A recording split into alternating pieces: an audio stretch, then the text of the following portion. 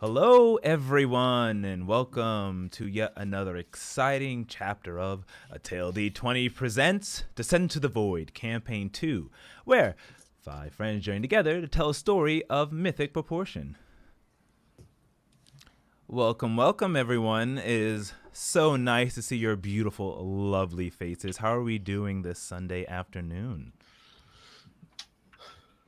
All right, it's a little rainy here. I was hoping a garden, but Dungeons and Dragons is better. I told you were not getting any I gardening done this know. I weekend. know. It is what it is. It's an overcast, gloomy-looking day outside, so I'm looking for some light-hearted, cheery Dungeons and Dragons. Oh man, you took me back to middle school. One of my old principals or whatever would be like, "It's a rainy, dark, gray day outside, so let's make it bright and smiling inside." Aww. Yay! Aw. That is sweet. Oh my goodness. I went to a very wholesome high school. Yeah. I'm hanging in there. I had a long wrestle day yesterday. So if ink comes off real weird, that's why. Ink's avatar is exhausted, but excited to be here because you know what? Nothing fills the soul up than rolling some dice badly on a digital platform because my dice rolls are bad. We're doing our best. You need a cat nap. Hey, hey. We got there. You got it. All right, awesome. Well, I'm glad you're all doing well. Glad. Some quick announcements before we begin. Next week, the schedule is, I think, as normal. I think we have the last episode, or the big battle of the Radiant Citadel on Monday, if I have it correct, Travis. Yes, we do. We have the final scene of the Radiant Citadel first arc. Oh wow. So come check us out tomorrow, Monday, 7 to 10 p.m. Eastern Standard Time. Awesome. It'll be great. I can't wait. Last session, I did totally misunderstood the scenario, but it made a cool scene of me revealing I had. We had a grand old time on our shoddy map. Not the prepared one, but we made do. I became a Our map chaos was goblin. highly definitioned, 1080p all the way. Like there's like 10 or 80 pixels on all of that map, right? Yeah, it was 10 by 80 pixels. I pride myself on not being a chaos goblin, and I feel like I became a chaos goblin that session. I did not mean. Absolutely. Yes, you 100% did, but it's all right. But it was an awesome time. Yeah, come check us out. It was fun. And then after that, we have Descend to the Void, obviously, next week. I don't think there's anything else. We might play Baldur's Gate along the way. I know we canceled this weekend because of just the shoddy weather. But maybe we might hop in sometime this week and play some Baldur's Gate. It should be pretty good. I feel like we're actually making a campaign with that one. All right. So, without further ado, let's remove the bookmark and continue our epic tale. Cue the intro.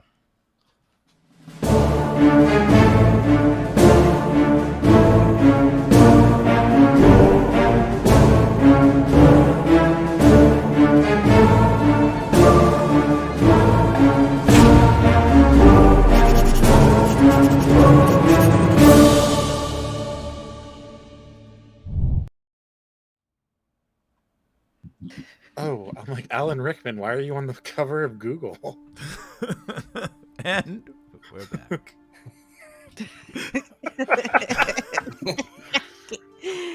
Oh yes. Ugh. Yes. Today, yes. Everyone, fuck yes. Today? Yeah, today's gonna happen. It's gonna be a good day. Oh boy.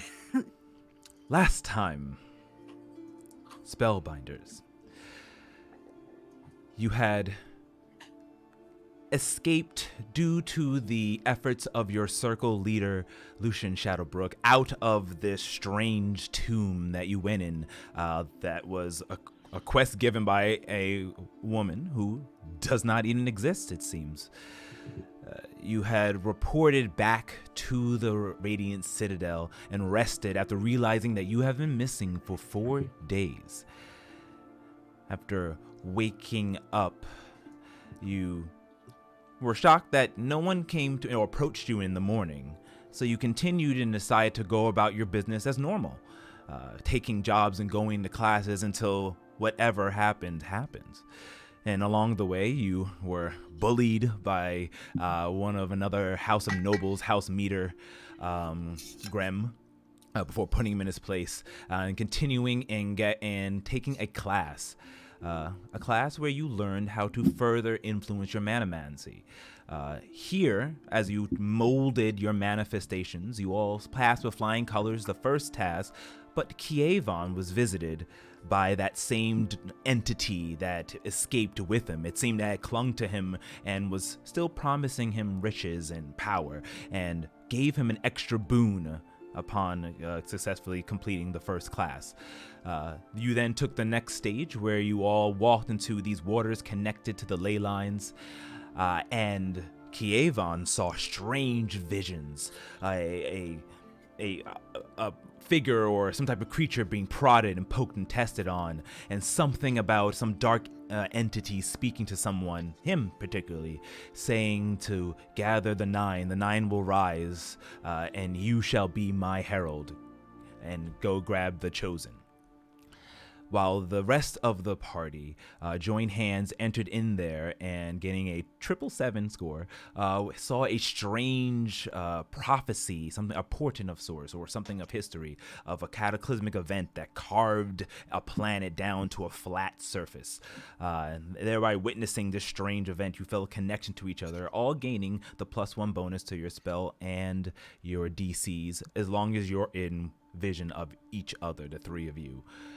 With that being said, you continued along your way, met up with the Dean, Master,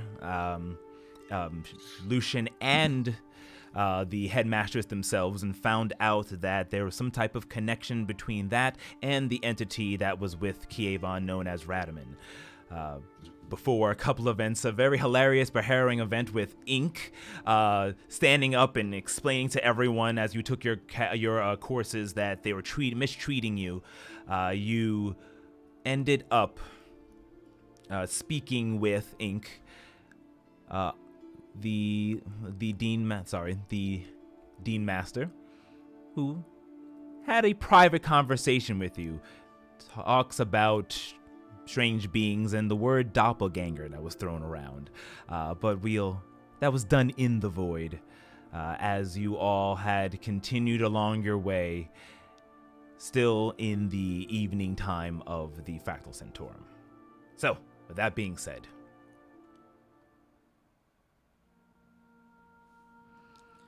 you all had went to the library and got several books in order for you to either learn new spells or do some research on what happened in the void. Kievon, you had spoke to one of the library attendants who has led you down a dark pathway as you had inquired about artifacts from the void. Entering into this room, you see that there is a woman who is wearing leather gear with tiefling and a set of tiefling and a set of elven ears on like the head and neck area. As she turns around wearing a tri-point hat, the door closes behind you and says, "So, I hear you have things from the void that you wish to talk about. Have a seat." What is it you people do not understand about the word hypothetical? She laughs at you, staring down with her deep eyes of blue, her hair tucked up in a bun underneath the hat. Let's be honest with one another, shall we? I know who you are. I know where you've been. And I am Elvira. I'm one of the deans here, and I head the library. And I'm curious about your venture into the void. Please have a seat. Have a seat. Tea, coffee. And she snaps her fingers, and an invisible servant quickly moves over with a tea kettle and a pot of black liquid inside of a glass.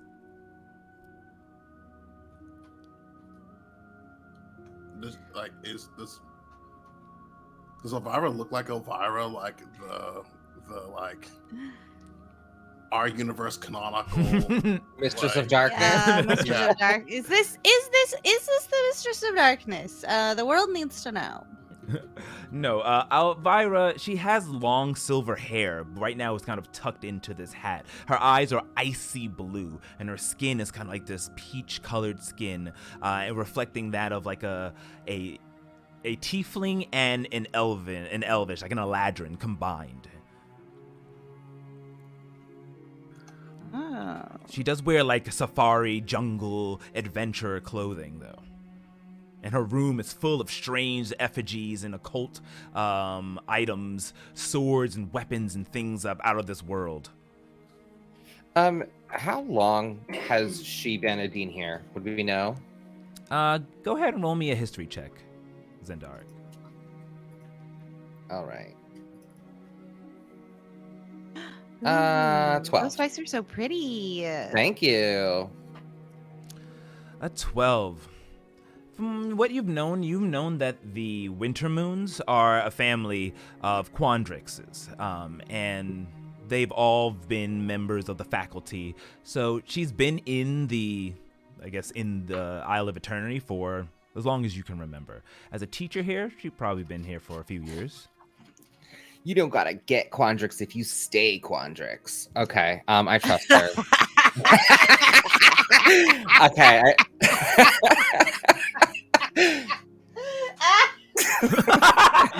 I killed Rachel. Okay, I trust her, knowing that she's from a reputable house. I'm fine. I'll say she's a dean of this university. We can be honest with her. We were only Very in well. the void for a few hours, it felt like to us. Yes, it appears there is some dilation of time within the void. And Or perhaps the place we were. I will admit there was a magical trap that. a couple magical traps, and some afflicted as well. Yes.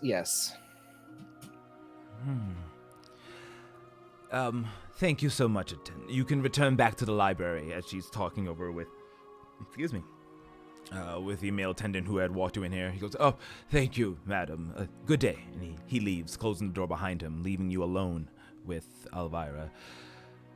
For a moment, her shoulders sink a little bit as she kind of had this bravado to her that weakens momentarily once he leaves. Well, that does sound like a lot of things that I've heard from the Void. I am an expert in all things afflicted in the Void, and when I heard that you, untrained, had stepped in there not for just some mere moments, but for days, and returned unscathed, and she stares at all of you, looking at you like as if you're some sort of specimen or work of art, as she walks around you in a circle scanning. I find it fascinating. Need to know more, if you don't mind. I am not opposed to going into more detail with you. I think that this could be very beneficial to you as well as us. And I look to my first circle mates. We have some experiences, but we just do not understand what we don't know, to be frank. And with that, I will flick my wrists and an arcane sort of hand will appear, and I will lift up one of those teacups and float it over to me, and I'll go make my way to sit on the couch and sit and accept my tea at the same time. Got it. Go ahead and sit on one of the couches taking your tea. And it's delicious tea. You're not sure. The flavor is unique. but delicious nonetheless. Excellent. Well, anything you need to know about the Void or anything else about the Afflicted, I'm willing to share, and can be a sort of mutual beneficial agreement. Yes, so you have information on the Afflicted. Interesting. But I cannot tell you anything that might exist, hypothetical or not, about any artifacts until I have a moment to speak it over with my circle first. Oh, of course, of course. I didn't mean I didn't mean this to be so abrupt, but you shouldn't go around hypothetically talking that you have artifacts from the Void. It's slightly taboo. I think so Wait, people out here do seem hypothetically worried about a talking about the hypothesis. artifacts that we brought back from the void, Kayvon? No, I was hypothetically mentioning them. I don't know, see why people struggle with this.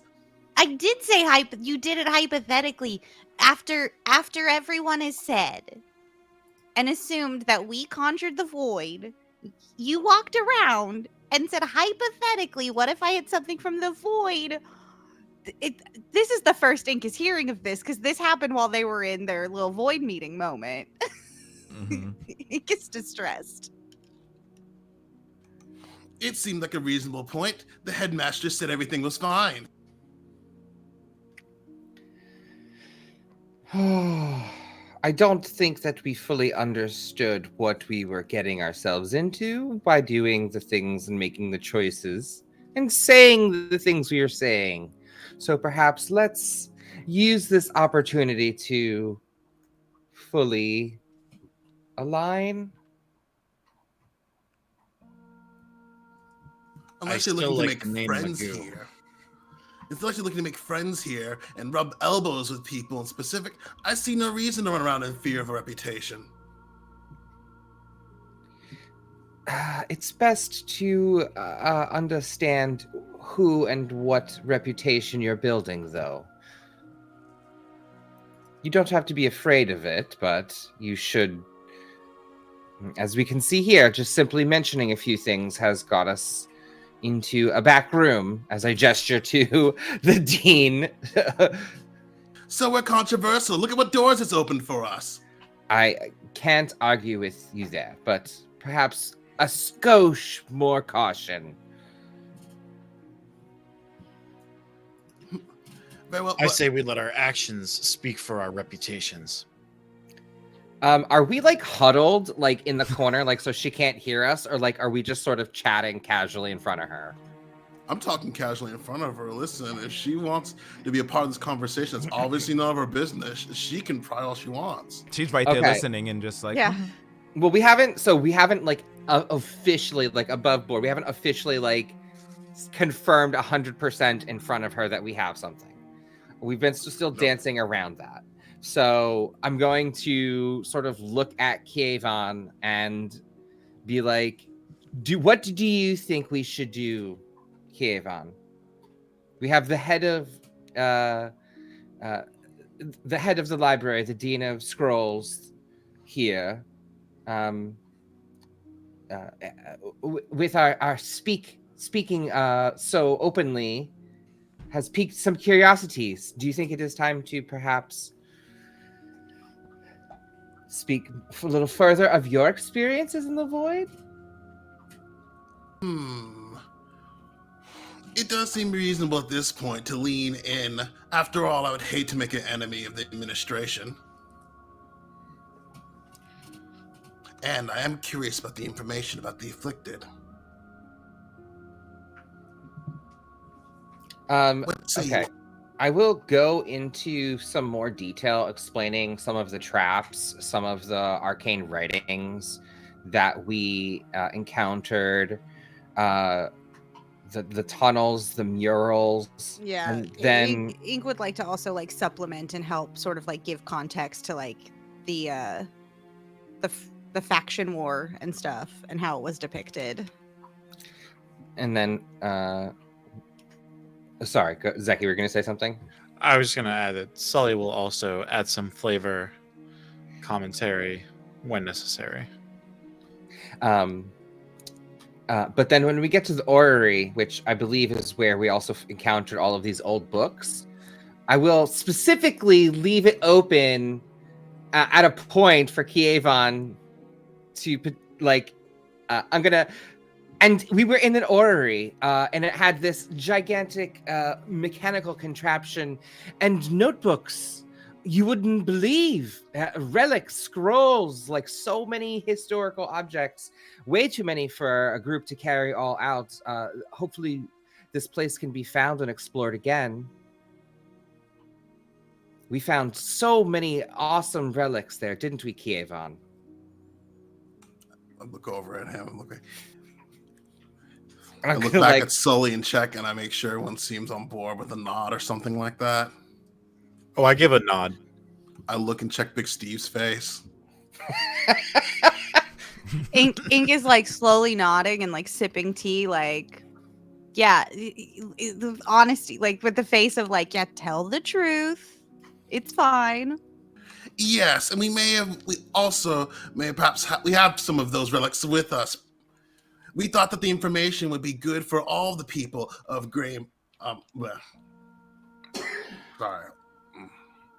of Greymere, and also the Citadel as a whole.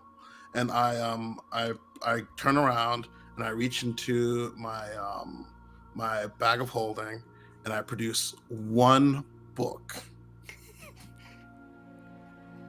Got it. And these are the books that you got from the orrery room. Yep, Okay. I produce only one of them. You go ahead and carefully and produce the books. And the books are brittle, but you can slowly place them down onto the table. As she looks down at it, her eyes focus with a laser-like precision as she scans it up and down. Interesting. Yes. Yes. I can't believe it.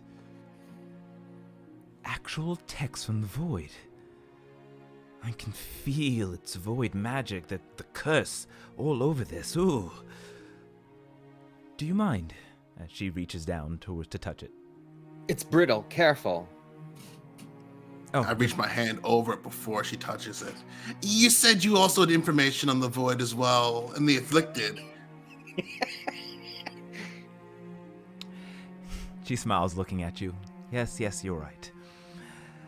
What would you like to know? So, on that wall right there, and she points over behind her to the left, and you see there are stacks of books, as you would think like someone, the head of the library would have. She points to one specific section of the wall. That's everything I have written down on the void and the afflicted. You're welcome to it if you wish. Oh, excellent. I imagine you all can handle the rest of this from here. And with a nod, he quickly runs over to the wall where the books were and pulls out a notepad and starts looking and scribbling what he can. And if you'd like to make a check to see what I can find in there, I'd be more than happy to make a dungeon master. Yeah, go ahead and roll me an investigation check, please.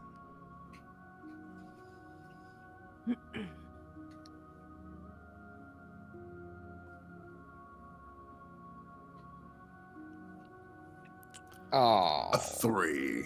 A 3. it's not even a 1. So you Yeah. can't- I know, it's the literal worst roll I could have possibly had. All right, a 3. All right, so you take some time. We'll see how much information you find within the time as you are going ahead and opening and perusing all of the files and documents and books that she has upon these shelves. And she does have a lot of information on going back to the supposed origin of the void, what people think, down to the creatures that inhabit it, and therefore it bleeds into the afflicted. And you begin writing and jotting them down. What are the rest of you doing as Kievan runs on over to the bookshelves? Did Kievan leave his book bag where he was? Absolutely. He dropped it and ran right over to the wall. Maybe these will help too. And I pull out more of the books. I want to just study her face. I would like to gauge her reaction and see how she responds. Okay. You I pull out all of them. You pull out Yeah, all the Yeah, books. yeah. Carefully. Yeah, and Ink is like, yes, we did discover many more texts from the void. Together, Sully and Ink are just blowing up Kievon's spot right now. Man, leverage. Okay. Did you also mention about Radaman or no? Hell no, I didn't say anything about Radama. Got it. All right. So her face continues to look like a child in a candy shop as she's looking at all the books that you produced upon the table. She takes a sip of her tea and then kind of like, but not even looking at it, and places it down onto the chair, or like the side table, as she just stares at each one. Do you mind? As she goes, she didn't even actually open up the first one yet after she left. She's just been staring at all of them now, waiting to touch it, but she's waiting for permission, it seems. No, please. You're the expert. Thank you. She places her fingers mere inches above one of the books, but you can tell she doesn't touch it, as all of you, because you're all basically trained in Arcana, can see almost silver-like tendrils come out and attach to the page with the utmost delicacy of like a spider silk as she turns the page one by one this way. And she begins reading the book very quickly. Like if she looks like she's taking all the information, but the page is just turning at an alarming rate as she begins analyzing the data. She gets halfway through the first book, goes to the next one, and repeats this process for about a few moments before she looks up at you. This is astonishing. The information here that are in these texts has never been heard of, has only been hypothesized. Dates, times, cataclysms, going back all the way to the first era. I'm gonna explain. There was a room we were almost poisoned in where we had to reason and use the dates to figure out a way. And the orrery in the room looked like there was celestial bodies that revolved around, and just sort of give her additional clues or explain how we interacted with that information. Alrighty. Fascinating. Yes, I'm going to need time to catalog and to review all of this. If I may ask, can you leave this here with me? I'll be sure to return it to you, I promise.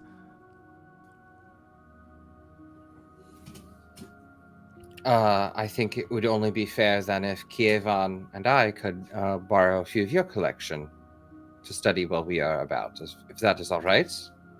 How do you Not feel? just that, I yell from over, looking at books and transcribing and looking back and forth. The knowledge is that of everyone's. It should be shared freely. It should be shared freely after it's reviewed. I concur. Unless deemed dangerous. Well, And our circle should get credit for it as well. Yes. well, she looks a little bit more reserved at this moment as she turns around and stares at all of you. This information is dangerous. I hope you all understand that. We can't just give this to anyone. This has to be reviewed, sent up to the higher powers, and also, unfortunately, has to go through the eyes of the headmistress. And you notice that she says that just all with your passive insight, that she kind of makes a sort of face, like a negative face after mentioning the headmistress.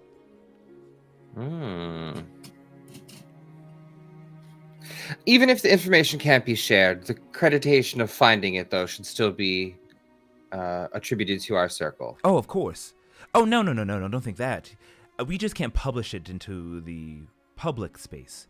I'll make sure that your circle is known for discovering this. But, in all honesty, your circle is already pretty infamous. You were untrained who went into the void, and you returned unscathed. You do know that others untrained who slip into the void at other dungeon areas come back with Spell Scourge. Yet you all have been monitored greatly by the Dean Master and the Headmistress since you returned, and have shown no signs of being afflicted. Do you doubt our breaking skills? No. I don't doubt it. On the contrary. To be able to survive that long, it usually takes hours before someone who is untrained enters the void to become part of the spell scourge. You spent 4 days down there, and you show no signs of augmentation, no signs of magical... I've been scanning you since you've arrived here. I don't see anything irregular.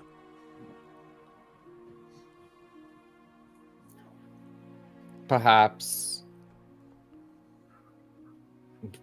there is more to it than, or well, not perhaps, it is obvious that there is more to the spell scourge than people understand. It clearly is not transmitted so easily. Perhaps. Or perhaps there's something special about the four of you. Yes, I'm happy that you noticed that. We are quite a particular group of very talented and capable spellbreakers, right? Spellbinders. Spellbinders. But we do hope that these texts that we were able to recover from the void prove useful in further understanding of the area and its magical properties. Interesting. Well, with that being said, if you do take my books out, just keep it to yourselves and return it. It should not go into the hands of others. But there's one more thing I would like to add to this little deal of ours, if that's all right.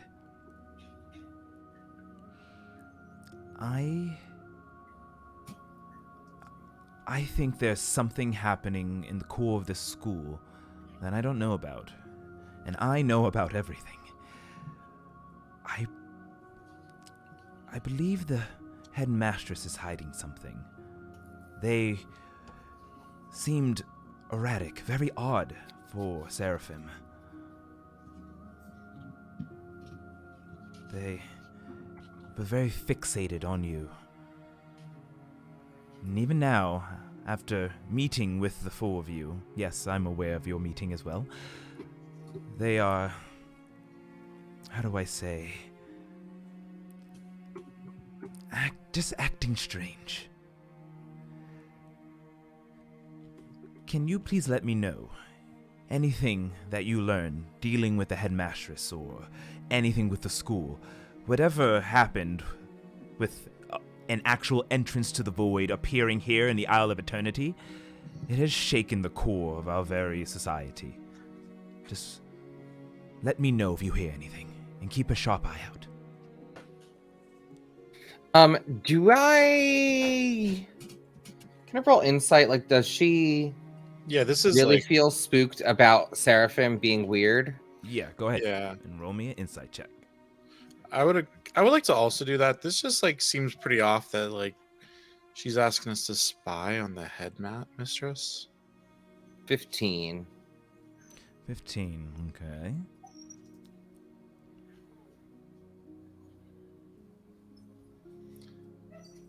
It's 16 for me. All right, 16. Are you rolling at all, Kievan, or are you just in your books? He is engrossed with trying to find useful information from these books. It's a struggle. Got it. All right, so with a 15 and a 16, you get the sense that, yes, Elvira seems very suspicious of the headmistress, which is strange because everyone loves the headmistress, but Elvira seems to be, she seems to be on edge when mentioning anything with the headmistress.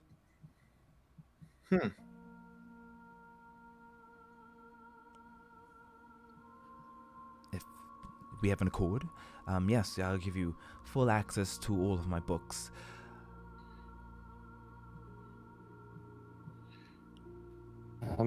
I would like to just keep one of the void books. Maybe perhaps one of the grimoires, if I'm like looking over the titles, if I see one that sort of talks about arcane theories or ley lines or the void.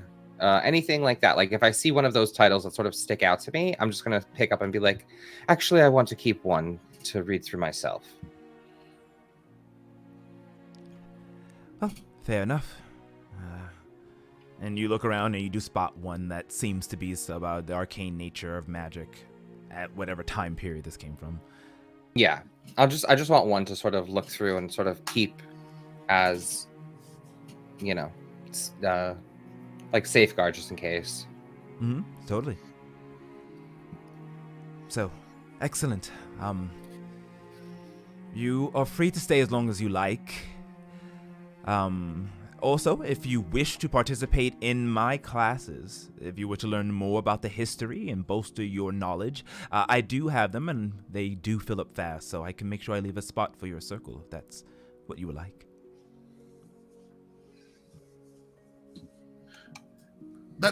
Yes, that does sound interesting. However, this agreement is in no way a promise to do anything that is less than above board here. We do have a reputation to consider, or so I've been told. Oh, of course. No. I'm just very interested in your circle, and I really hope that the other two return promptly.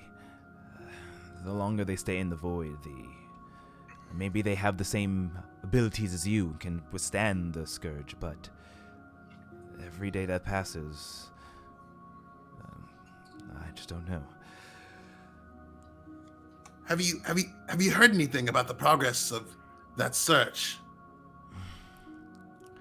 I've heard that they are now going to be sending an Archon down there.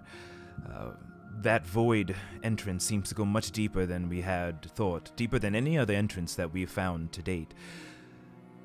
And to have it appear here in the Isle of Eternity, that's... You can see why everyone's quite alarmed, and why you're so interesting. Can I also pick your brain on... We were met and given this quest by Amelia, an artificer who apparently, from what the headmaster has told us, lived a century and a half ago. This quest was on the board, and we met her in her hut. And she directly walked us to the entrance and directed us to it. Like, doesn't this seem bizarre? What could this possibly be? Like, I understand that, like, ancient magics and certain rituals could have been laid eons ago, but it just seems far-fetched for us to find it just now. I don't know how to make sense of it. She looks on over at you, scratches her cheek slightly, her blue eyes sparkling in the light. That is temporal magic. That's something that only those like Seraphim themselves, those powerful creatures, can summon the ability to alter space and time. I have no idea how Amelia would have returned, how she would have been able to put a quest on the board, unless someone extremely powerful in connections had something to do with it.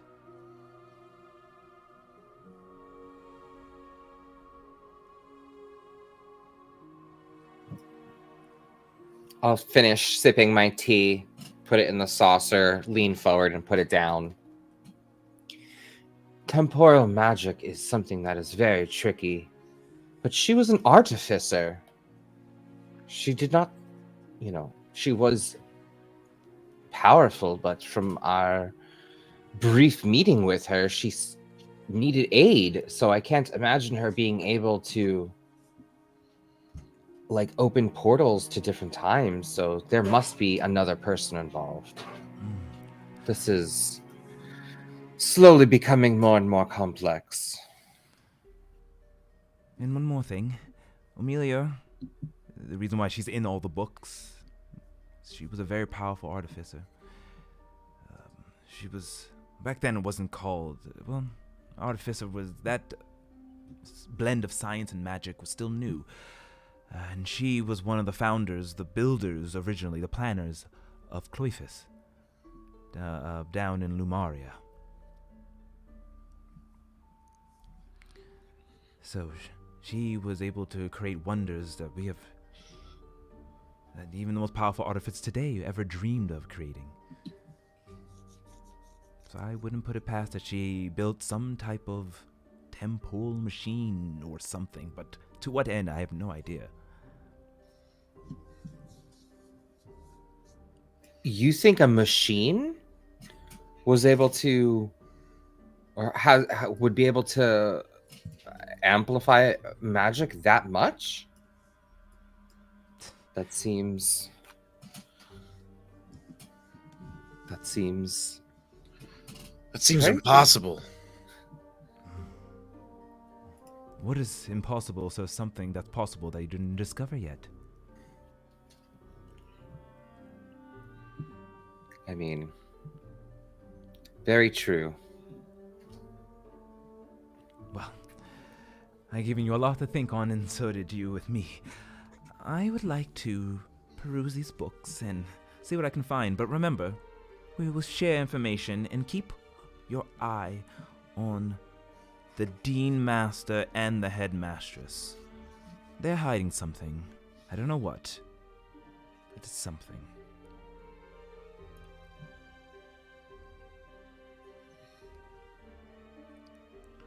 As she walks back towards the center of the room, she begins looking at the books. But you're free to stay as long as you like, she yells back as she kind of takes one of the books very carefully and begins walking away deeper into the chamber. Like this room, or she leaves this room?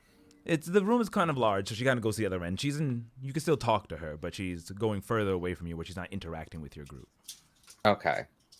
DM, though, does it seem like she's also hiding something whenever she's talking about others in charge hiding things? You had the 16 of insight? Yes. You get the sense that these deans all seem to have some story that they're not telling. Some angle. Okay. Great. I'll say, like, sort of in a hushed voice, so hopefully she doesn't hear, and I'll say to our group, like, perhaps we should regroup, decompress. Yes, maybe we should go continue our discussion in our chambers. I think that's a good idea.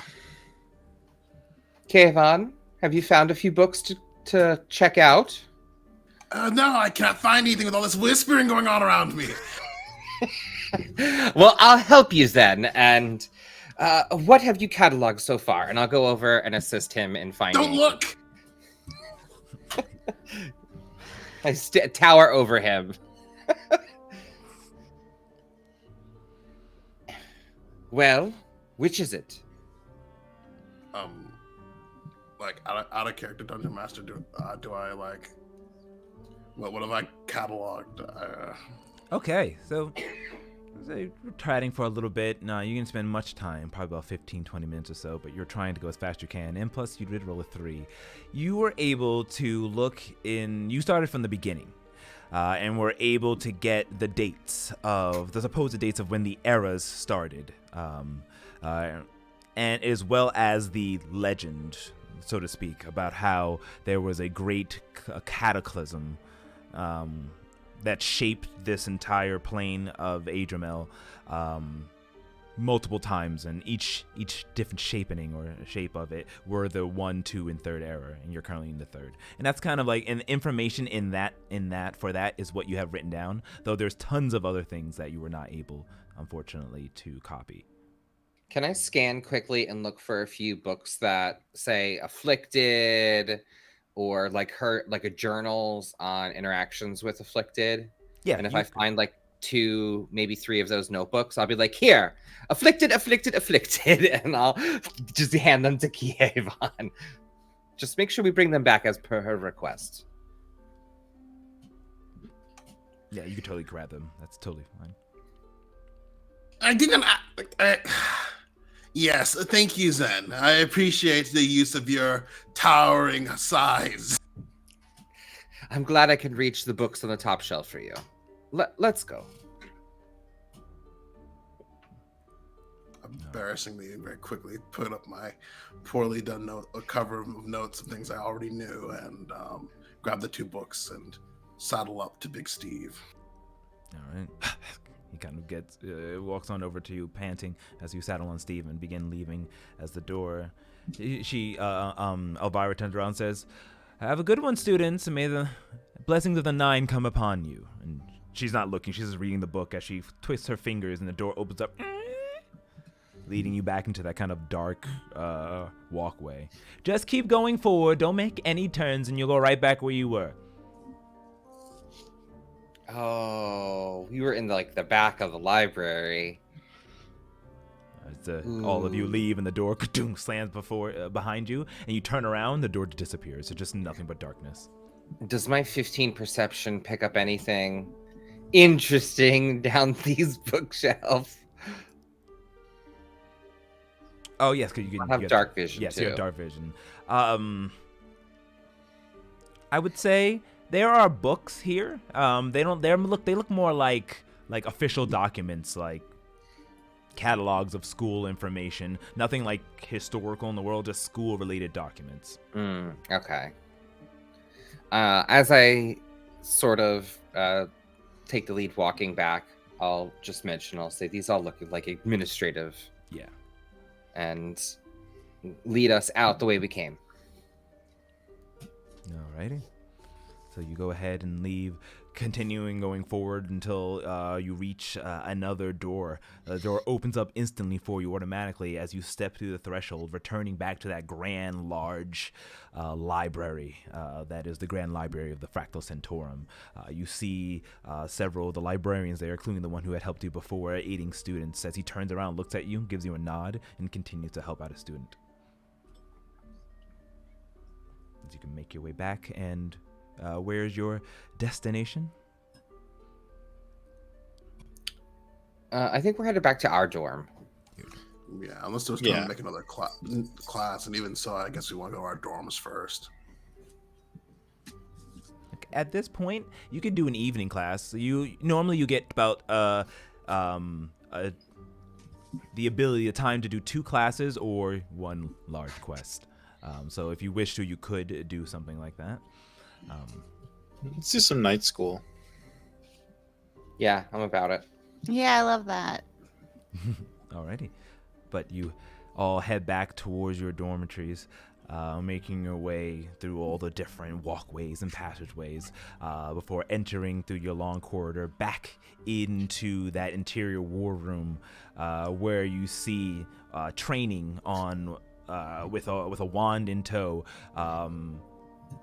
On what looks to be a wooden robotic creature known as a Nimblerite, as you're all aware of, is Lucian, who just kind of shooting spells like at it and drop with a sweat coming down his brow. Like in our room? No, he's in the war room. You go from the war room to your bedroom from there, and then get to your private room. This is kind of like your circle's gathering room with Lucian. Okay. Yeah, but he's training in it right now. This is where you did your first hex break. Oh, okay. Yeah. I didn't realize that was attached to our dorm common room and area. Mm-hmm. Yeah, it's your private area to do trainings and anything you would like to do. Oh, okay. Yeah. If he's training, I'll say to the group, it looks like he's training. We should leave him. Let's just wave if he looks in our direction. And if he's looking, if he looks our direction, I'll just wave. But otherwise, leave him. It looks less like training and more like stress relief, if you're asking me. Well, he was rather beat up. Maybe he is upset and needed to get some steam out. All right. So you go ahead and leave him. He doesn't seem to pay you any attention as he's going ahead, blasting powerful spells out, hitting back the Nimblewright as the door opens up, and you continue to move back into your dormitories. And there you enter into the common area with the walls lined with each of your doors. Dungeon Master, actually, before we step into the room, I'd like to really quick see if I can't catch a good glimpse and look at Lucian and see and get an idea of is he sweating? Is he panting? Does he seem frustrated? Does he seem focused? Where does he seem like he is externally while he's training? Go ahead and roll me. People let down some of their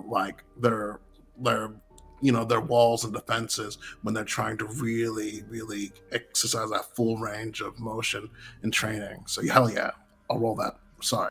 Yeah, no, go ahead. No, perfect. Go ahead and roll me either insight or perception check. I'll roll insight if that is okay with you. Totally, go right ahead. 17. 17. Okay. So, as the others walk ahead and you hang back a little bit, you turn around and you just see Lucian is blasting at spells over at the Nimblewright. You see he goes as you see him get angrily. He's very angry, very passionate. He grunts again, blasting it, and the Nimblewright gets blasted back. You hear the Nimblewright go, "So my functioning capabilities are a low percentage." He gets blasted again, even lower. Any continuation, and he goes ah, and hits it one final blast. The Nimblewright explodes into shards of wooden pieces on the ground. You can see like a little center core orb roll down to the ground and kind of crack in half as he falls down to his knees.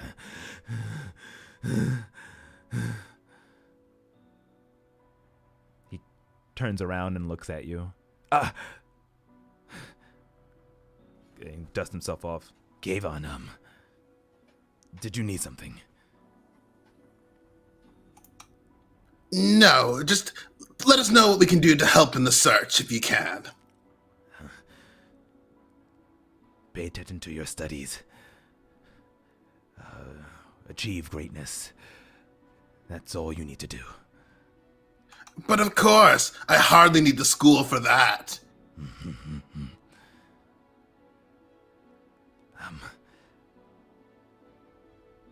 Be safe out there. And he looks like he's gonna say, find the rest of our circle. as you say this, he kind of looks down, and you see in his face, like, any bravado he had just drop as, like, his eyes become watery. He goes, and he turns around in that moment. I will find them, no matter what the cost. And he kind of just storms out.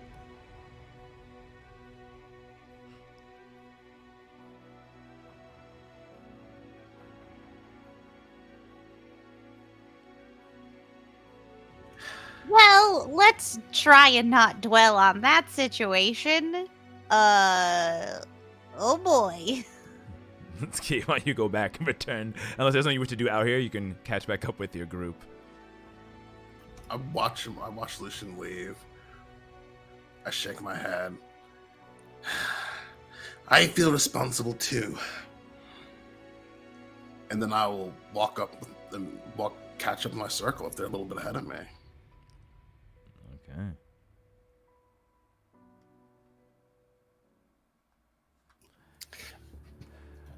So, Kievan runs up behind you guys, and the door opens up as you all enter into the room, closing it behind you. As you return back to your common room together. What would you all like to do? Now that we're in the privacy of our common room, I didn't get a good look at that Elvira. Was she trustworthy? I got sketch vibes from her. At first, I really liked her. I thought, very reputable, fantastic family, wonderful house. But then when she asked us to basically spy on Seraphim, I was like, What? I just question the ethical nature of asking students to run reconnaissance on other faculty members. It is not ideal. Right. Sully, what was your read? She definitely has something up her sleeves. I'm not sure, but it seems like I try to get away from the small petty politics of my own land and try to see if, these sophisticated wizards. I give a look at Zendarik and Kievan. And it's just more of the same. It's like the adults are still children in this school. And they It's like everyone is still children at this school. yeah, and they hide their secrets and they talk in small circles. They judge and are petty and gossipy. Yeah. Ink, you took the words right out of my mouth. Sorry, I didn't mean to steal your words. It's okay. I think it just drives the point that I don't know how much we can actually trust these adults. I think in instances like this, we just have to trust each other. That is a good sentiment, Ink, as I sort of have been standing at the kitchenette preparing like a charcuterie board with some meats and grapes and cheeses, sort of preparing us a light snack before evening classes. I agree. Unfortunately, I know all too well this world of lying and underhanded manipulation and tit for tat. It is very common in social circles, but you would think that at an esteemed, prestigious, reputable institution like the Fractal Sanctorum, there would be a little bit more honor. And I'm very thankful that I get to know each and all of you. And again, Ink, I concur with you. It is important that we can place our trust in one another, and I do so completely as I look to each of you. Yes, well, there seem to be some drawbacks here. I would admit that. And however, the access of information and resources here is unlike any other. It might be a strange situation, but if we want to become more powerful, to take charge of our lives in situations like this, to really change the world, as unfortunate as it is, I have to admit this, we could use their resources. Just say it. Sounded like you wanted to say something that started with an H. All right, we can use their help. Fine. Ah, there it is. Oh. You are very wise, though. We can use their help, but this is a learning lesson for all of us to be cautious with what we say, to whom we say it to. And we need to be careful that, we must be careful with whom we tell what and know who knows what. And that's part of the game. And sometimes it does involve a little bit of politicking, but as you can see, there's value in it. We got access to new resources, as I point to the books that Kievan is known undoubtedly still have half open. Yeah, it's a pity that we had to leave all of the books with her. I kept one. I found this interesting. But they're ours and our finding, and she is a dean. We can hold her to her word. Those resources are just temporarily in her collection. Well, then I can't imagine it's harmful for our reputation then for everyone to know that we helped a dean. Just as long as they don't know we're helping the dean spy on the headmasters and other deans. Perhaps we can learn a lesson, or perhaps the lesson we can take from this is, instead of doing her bidding willingly and just spying for the other one and reporting back to her. Let us just keep our eyes and ears open. Well, I mean, it's something we're probably going to intend to do anyway, considering how strange everything is. And once again, that we got a weird bulletin from this school. I'm just generally wary of the staff. Who has the power to put that bulletin in to the rotation? Who, and if it wasn't someone maliciously doing it, then who was the one who dropped the ball and it ended up there? I'm saying let us keep the faculty at arm's length. Right. All Agreed. of them. Yes. That is essentially my point. Let's just keep our eyes and ears open to ourselves and to our circle's benefit. We will determine if and when we choose to share. All right. That makes sense. Yes, and one more question, Zen. What is this? And I say, pointing at the charcuterie board, the presenter. You see in front of you, I'll say it's a snack board. It's just a little pick-me-up. Sometimes we would have these in between activities.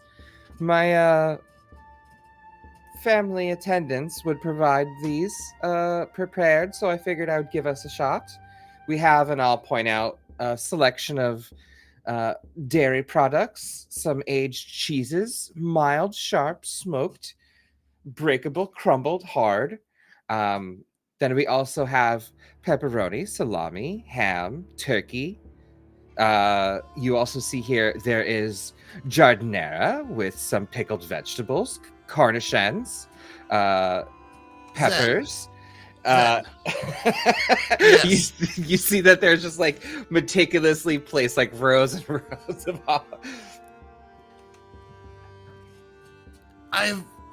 In times when some of my clientele have gotten bad news in mourning, they engage in gorging themselves on treats like this.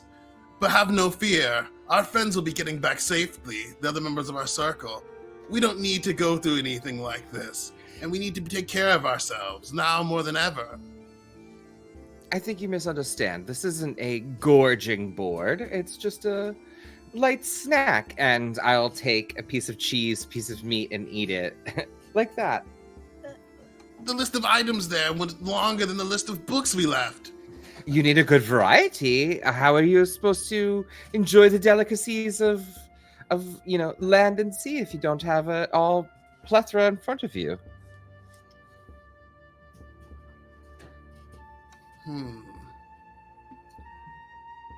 I recall there being a location of some sort nearby here for relaxation and merriment.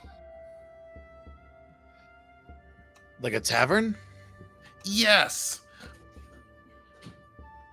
I imagine that there might be things we can entertain there that might be better for our spirit and not as vile for the body. You mean like booze? No. I meant the company of professional pleasure people. Oh, perhaps. Like music? No. I think I meant professional sex workers and all those lines. Oh, you want to go to a brothel? There was one here, right? Out of character. I remember the mention coming, but like, there's one. Oh yeah. Like,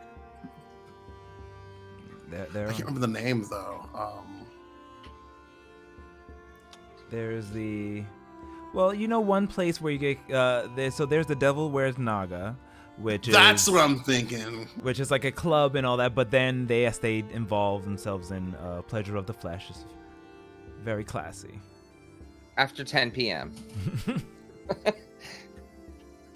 Yes, there are other ways that we could release some stress other than throwing blasts at Wainwright and this. Excuse me, I figured I'd just offer a Well, snack, but I am hungry. Kievan, sometimes people find fleshly pleasures in the consumption of delicious food. Yes, but in our moment of great stress, I worry for you all that you will step from treating to gorging. Is that not also a risk when it comes to pleasures of the flesh in physical forms, intimacy and whatnot? Do This people is- not also use sexual gratification as a way to cope? This is true, and the addictions are even more dangerous. See, you've admitted it to yourself, and I'm gonna pick up a piece of cheese and like slowly like move it closer and closer to his mouth. I turn my face away. Aw, and I'll toss it to Big Steve. Big Steve, Big Steve, I'm warning you. Just take it. Roll me an animal handling check at advantage for Big Steve. See if he can hold back eating.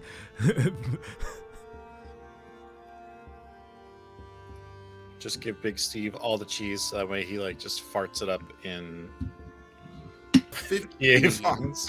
15. All right, Big Steve. Roll a persuasion check at disadvantage. Actually, no, animal handling check as well, but you get a straight animal handling check. Zendaric. I'm curious to see if Okay. you're able to coax him into eating it. 17. Ooh, 17. It's cheese. He looks back at you. He looks like he really wants to go.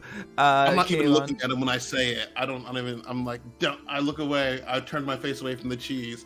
I not even. toss it. He looks at it DM. longing. Yes. No, continue. Sorry. Oh no. He just looks at it longingly, and he goes to scoop it up, but then he looks back at Kievon, and he leaves it back. Like goes away really sadly, and just walks over to Kievon, being As he- very obedient. Oh, go ahead. As he does that, can I roll a sleight of hand check to grab multiple pieces of cheese and a couple pieces of meat and feed it underneath the table? Oh sure. Go ahead. Roll me a sleight of hand check.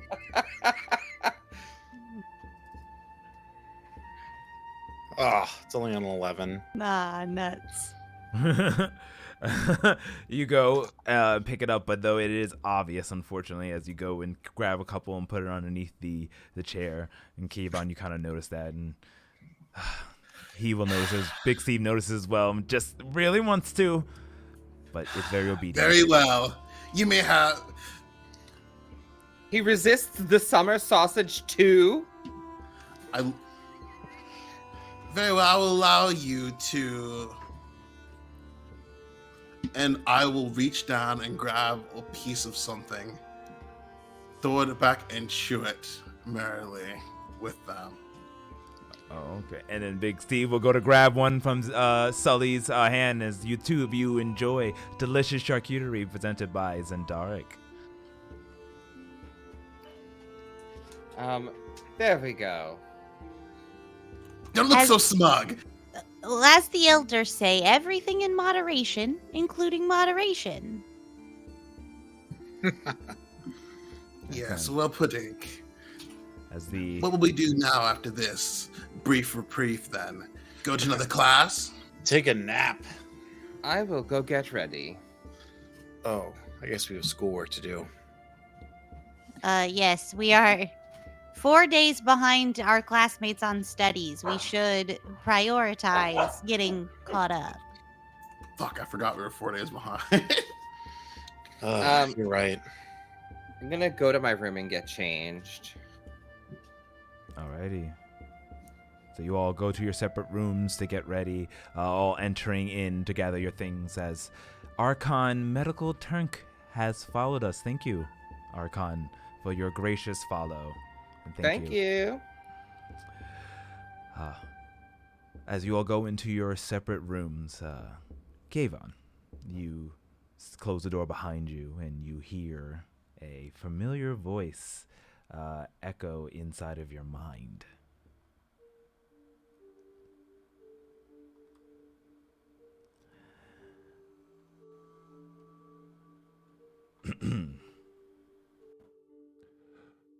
My chosen, I am sorry to intrude. I just wanted to catch you when you were alone. I have to admit, I was witness to that spectacle that, what do you call them, Seraphim, put you through. I apologize. Yes, you left me high and dry there. Explain yourself. Oh, my apologies. I was just worried. Did you see the malice in their eyes? If they found out about me, who knows what they would do? I've been trapped in there for eons, and these people of this future time just worry me. But my chosen, I come bearing good news. I believe I can return home. I believe that is what is your destiny, and I need your help. Will you help me, my chosen? No one determines my destiny but me, first off. And secondly, this is all starting to become a bit complicated. To give me a little bit more leverage, comfort in your help, would you be able to reveal yourself to my circle as you have revealed yourself to me?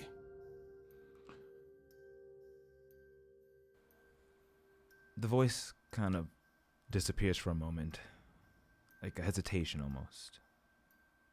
As you hear them come back. I don't find that wise. My power is tied to you. You are the chosen. And yes, it is your destiny, foretold by the Nine, for you to aid me, and me to grant you boons. I am not long for this world.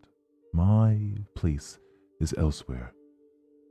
And if you help me, you will be doing the greatest service for your plane.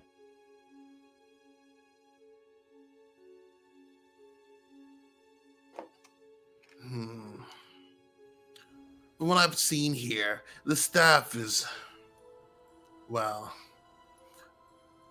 I'm not letting themselves to be too trustworthy. But I cannot keep information from my team anymore at this point. Surely there's some way, something you can give me that I can present to them to make sense of this. If you indeed need my help, I will need theirs as well. Yes, I agree. I see that now. Apologies. Show them this. And you turn to the left, and you can see on your table, looks to be shimmering red crystals start to form as they fractalize and spread up to be about 10 inches tall, creating a strange block. The block then shatters, revealing what looks to be a single crystal rose. Show them this. It is imbued with my power. As long as you have it on you, you and your circle will feel a connection to something greater. It will increase their power. And this will show them that I mean no harm and that I am an entity on your side.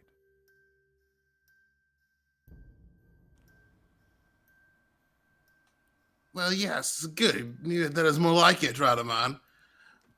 If we can have an amiable and honest relationship, then yes, I would be willing to help you get to where you need to go, to help you get home. Excellent. Thank you, my chosen. The Nine will bless you for this. You are doing the God's service.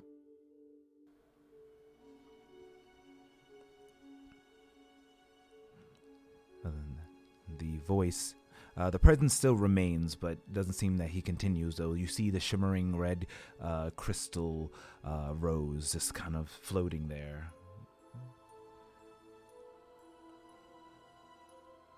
What do you do? Or is there anything else you wish to do or do with it? I hold it in my hands. Is it fragile? Is it? You go ahead. You go ahead and grab it very carefully to make sure it's fragile, but it's surprisingly tough. And your finger, and it's very realistic, though it does have thorns on it, so it looks real as you prick your finger slightly on the side of it. Looking down, it's no blood, just barely. It's like a little prick. As I need you to, as you have now grabbed the rose and it's in your hand, roll me a charisma saving throw at disadvantage, please.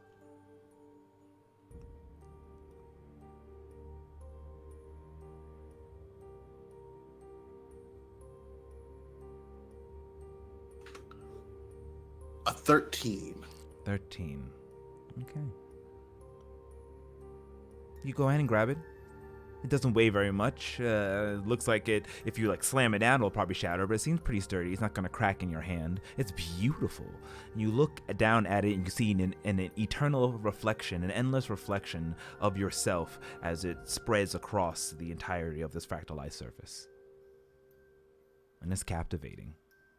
And touching it, you do feel a power come, like an empowerment.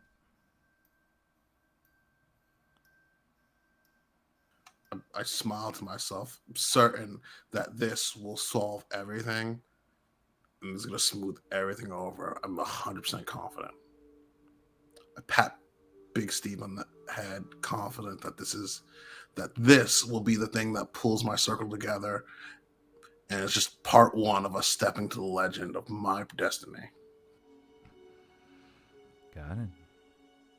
Big Steve's like, looks slightly worried and unsure, but he cuddles up next to you as you gather your things and get ready to continue on to class. Zendar comes out of his room in gray sweatpants, sort of like Timberland boots, a sort of fanny pack, because the wizard never leaves without his arcane focus and pouch, details hoodie, and sort of like the finger gloves. And he is clearly in martial class mode, as he promised Sully the next class would be a fighter. So it looks like Zendark is, trying to butch up a little bit. I'm completely shocked by this. If I come out and see him, what are you wearing? The proper attire for a fitness class. Yes, I did agree to that, didn't I? Is this going to affect your dexterity? It should make me more nimble. These clothings allow me to be more agile, and I'll do sort of like a squat and pose, like a yoga move. Your abilities can only be hindered by what you wear, not aided. Well, this won't hinder me. Fair enough.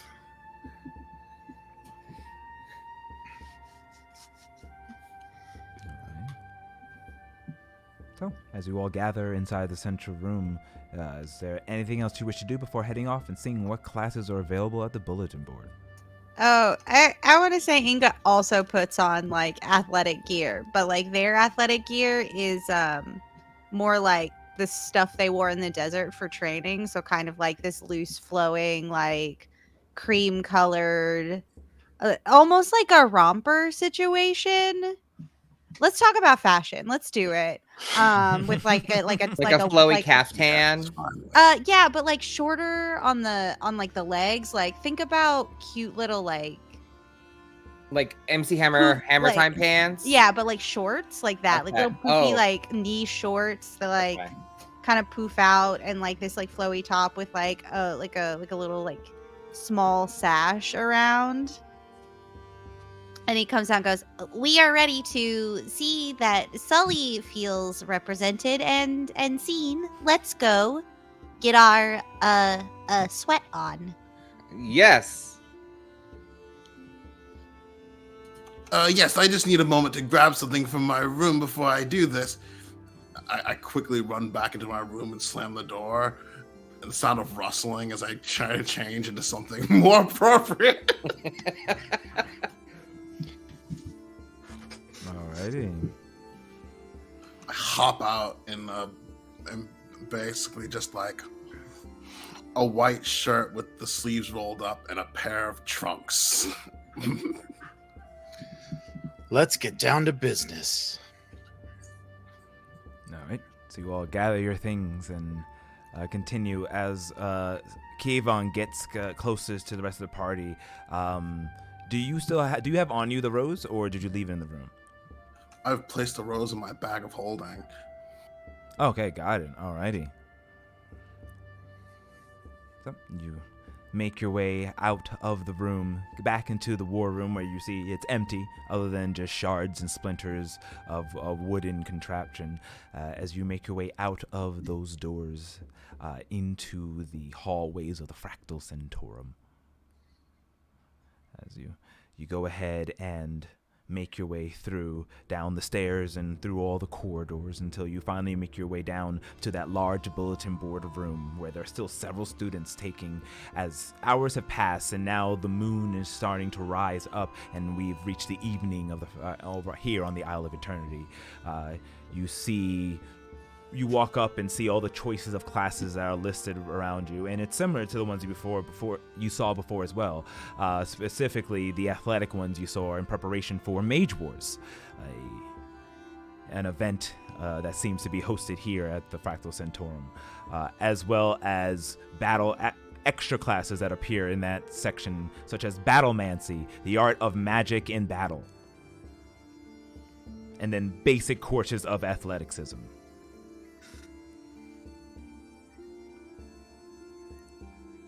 What would you like to do? Well, and I look at like the group of people that I have with me.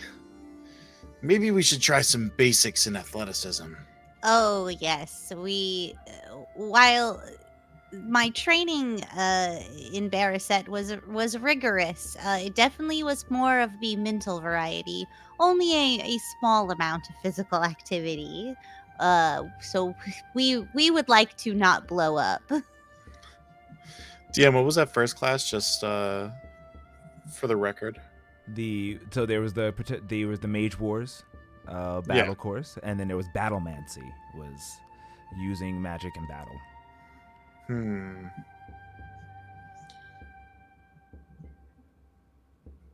This is a little bit more magic oriented, but if we don't do the athleticism one, we could do some battlemancy work.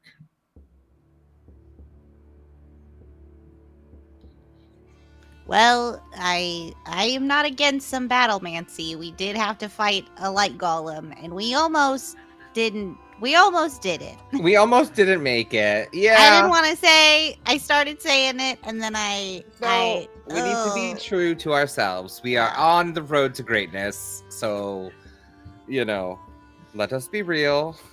So battlemancy it is, I see. Yeah, Lucian definitely saved our rumps back there.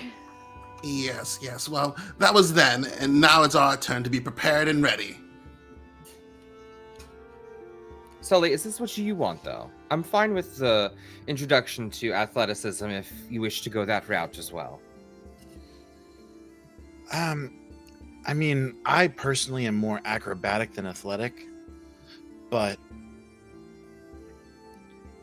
I just want to make the best use of our time, and if the majority of us here do use magic more often than not, then maybe a battlemancy training might be more pertinent to, what we've just been through.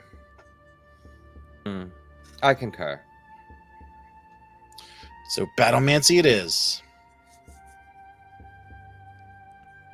All right. So you go ahead and grab the paper for the battlemancy, take it towards the front desk with a gnome. Well, actually, it's nighttime, so we have a different person here. You see it is a human gentleman wearing a bifocal glasses, young, wearing very dapper clothing, who goes ahead and takes your paper with no prejudice at all. It seems to be much different than what you saw before, as he stamps it onto it and says, enjoy the class of Battlemancy and have a wonderful day. And also apologies for what any of my predecessor and anybody else have treated you. I've heard that from the headmistress has alerted us of what happened to you all, and I apologize on my behalf. was very unprofessional of my staff members. It's appreciated. Thank you for taking ownership in rectifying that. It goes quite a long way with us. Agreed. We hope you have a pleasant evening as well. You as well. Handing you the paper with the directions on how to get to So this class is set in the exterior of the Fractal Centaurum, over at the Eastern Courtyard.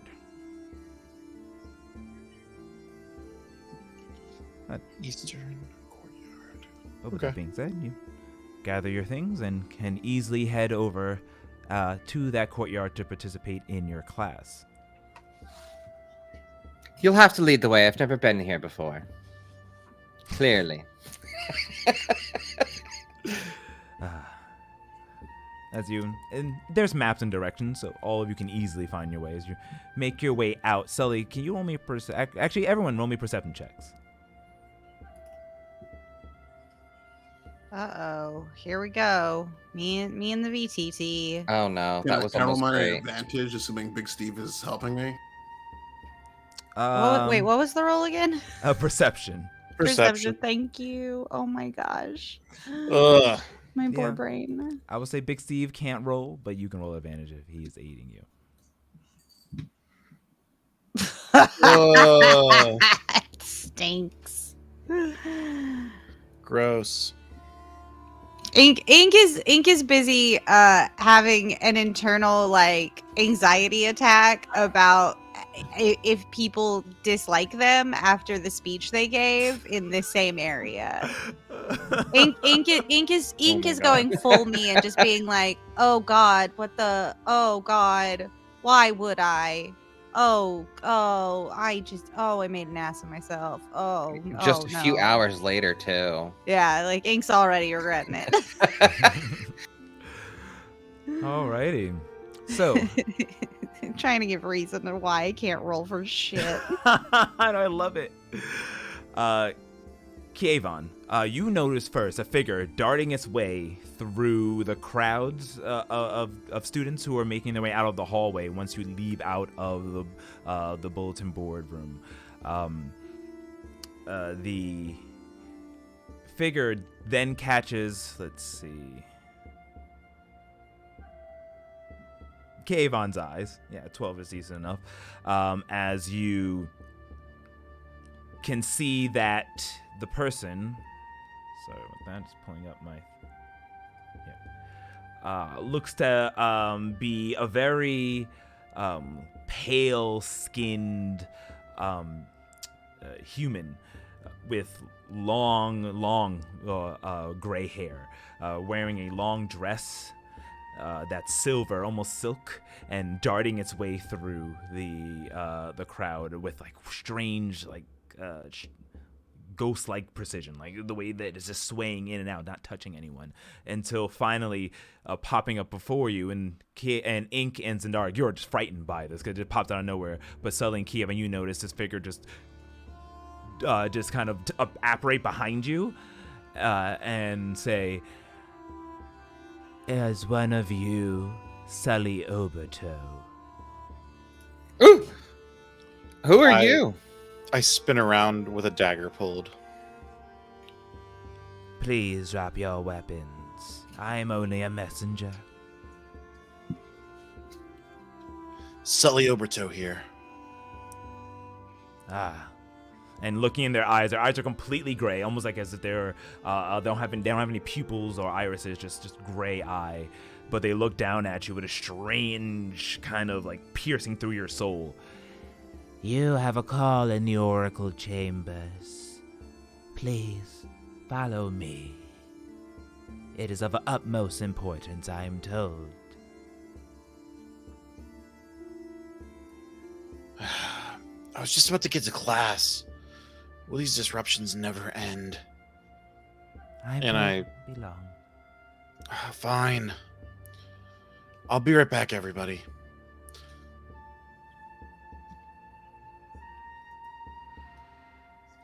All right. And the figure kind of ghastly kind of goes behind Kievon, their silk dress completely like flowing in the air, blocking vision, and as it kind of flows down, they disappear. Like it blocks Sully for a moment, and when they come down, both the figure and Sully disappear from sight, leaving the three of you there. Oh, I mean, well, bitch, I was gonna say, do you want us to come with you? But I guess not. Well, I didn't know that was going to happen. Okay, sure, we'll Well, see that was ya. excessive. Guess we'll see you later. is that normal for this school? Ink looks at Zendarik. I mean, I don't know. Would I know what that is? Yes. You know that these are one of the oracles. Like, it was an actual oracle here, hired at the school. The oracle chambers, I would say, roll me a quick history check. Okay. Not a I'm high trained in DC. history. All of us? No, just Zendar, because he's a student. Or he Oh, lives on here. 25. 25. You know that the oracles, they help give prophecies and other portents to the school, as well as handle vast communication. If someone needs to talk to someone across the realms, then the oracle chamber is where they would take them to speak. How often does this happen, though? Like with students? Very rare with students. It's only like if it's like a... So whoever called you must either got some money or has some power to go directly to the oracle chamber. Yeah. Okay. So I will say, it's not unheard of for oracles and messengers to contact deans, professor, faculty, prestigious house members, students. How would Zendark put it? I'm blanking on it. Like, Sully's not from a famous house, so it's even more uncommon. It's a sort of a expensive, so to speak, whether that be in resources, energy, or clout, to do this. So someone must really need him. And I'll just sort of give them like a little additional scoop. I guess we should just press on to the class and let them know that our companion will be joining us shortly. Well, Sully was so looking forward to this battlemancy class. Should we wait and maybe try and book a later slot for this class? I mean, this is the night class. Usually they're 3 or 4 hour sessions. That's true. I just was so looking forward to giving Sully this nice opportunity to feel seen and a sense of belonging. I know, Well, me too. He can find his way there. We all have maps for where to go, and he'll learn that value of being on time. Well, I don't think he meant to not be on time. The Oracle abducted him. Also, the classes doesn't start for at least another hour. Perhaps he'll make it in time. Okay. We just finished dinner, and this is an evening course. Oh, actually, no. Omar said that the moon was up, so we're approaching probably the start of the class. He has 45 minutes to make it. You have time. Well, He has hopefully some everything is time. all right. Then let us journey into the class and start stretching our muscles. They'll have to perform extra since Sully isn't there, for In the his sake of our name. reputation. Yes, I like that. Alrighty. So as you two of you go to prepare yourselves, leaving Sully to the Oracle, you continue to make your way through the Fractal Centaurum, heading to the outside. Meanwhile, Sully, as you disappear in a quick flash, you reappear. Just all of a sudden, the sides and everything around you, your perception changes from that hallway to now this kind of cobblestone room, or hallway, I should say, where there is a strange arcane door in front of you. There are several runes in different languages that are inscribed all around it, but it's wooden and it's arched, one of those arched doors made out of in stone exterior. The stone archway begins to glow with a blue hue as the tall oracle that towers over you looks down at you and you may enter. I slowly walk in. And you open the door, and the door closes behind you, leaving into a large 50-foot radius of rooms made out of stone. There are arcane markings etched into every single block that make up this 100-foot tower that you are in. Your feet, you can see, is a strange, what you can surmise as possibly a teleportation circle of some sorts, as the runes seem to... it seems to be built that way, as there is a large mirror that takes up a good chunk of the room ahead of you. The room lights up. As it does, it shifts from blue to yellow to green, then back to blue, as the mirror itself does the same thing as an image starts to appear. You walk closer towards that mirror, going across the room, and it gets clearer and clearer until you see a hooded figure. And at this point, I'll need you, Sully, to step into the void. Bum, bum, bum. He's avoiding us. Oh. Void time, baby. That's it. All right, so for those of you new, when we go into the void, we have private conversations where I will mute and deafen the other players, and we have secrets that transpond. So, at this moment, we will say goodbye to the other players as I mute and deafen Bye, other them. players. All right, they can no longer hear us. So, why don't we go ahead and flash into the void, Sully? Flish flash, flish flash.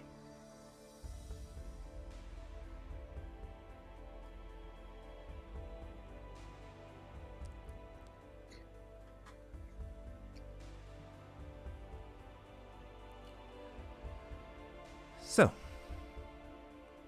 welcome, Sully. As you step in front of this mirror, appearing to you is a hooded figure. The hood you can see is covered in strange elvish markings and writings.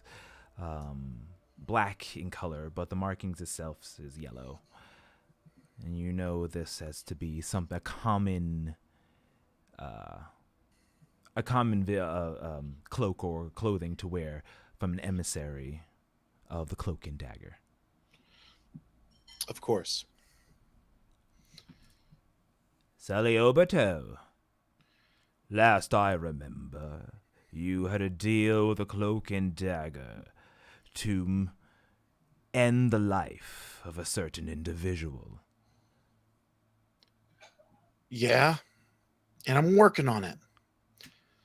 I've infiltrated their group, and I've become close with the target.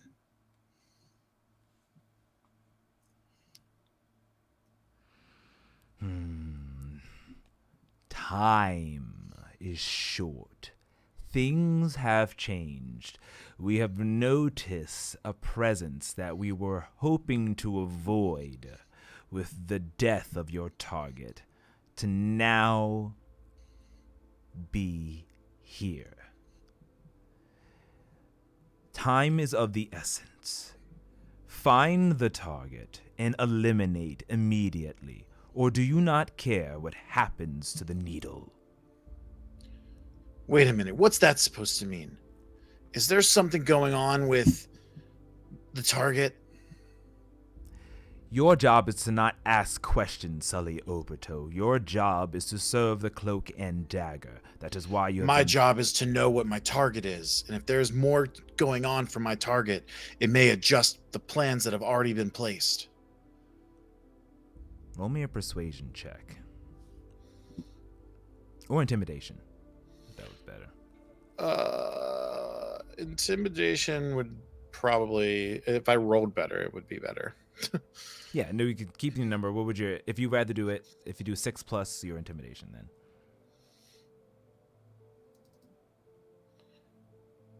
Oh, just like 6 plus my intimidation? Yeah. No, it would have been a better. Persuasion is just generally better. Okay. Yeah, persuasion is just generally better. Yeah. Got it. A 10. You have a big mouth for someone who wishes to save their sister. All you need to know is that there are machinations happening that you cannot wish to understand. The Cloak and Dagger have foreseen something terrible, and the harbinger to this is your target.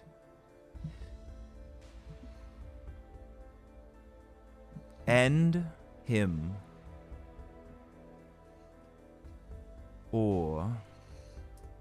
and he pauses when he says this and he looks up at you, and you can now see his face slightly, and you can see like just these yellow eyes, cat-like eyes that are just darting into your soul. You know what the price will be. It'll be done, okay?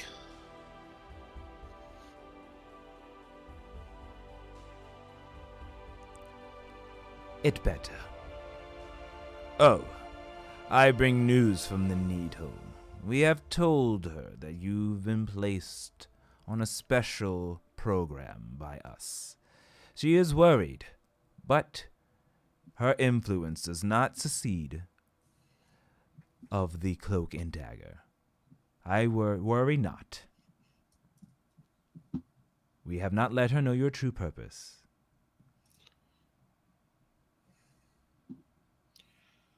Good. I don't want her thinking I'm a murderer. Well, the irony of that is astounding.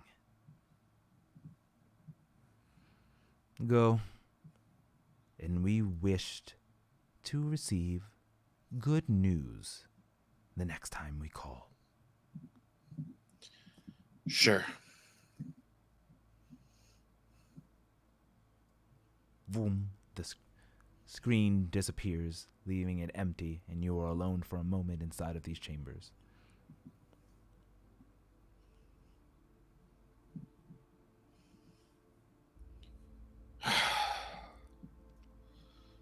God damn it.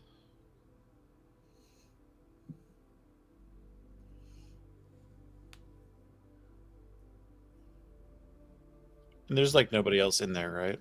Nope, you're just all alone. You can leave whenever you're ready. Is it possible, DM, to use the mirror in like 2 directions? Like, can I call out from it? It's possible, you could assume, but you have no idea how. If you wish to try something, you can roll me. It's definitely magic oriented, so maybe an Arcana check. Okay. Would this just to be to see if I can do it? Yeah, Okay. I'll not do to that do first. it. Yeah.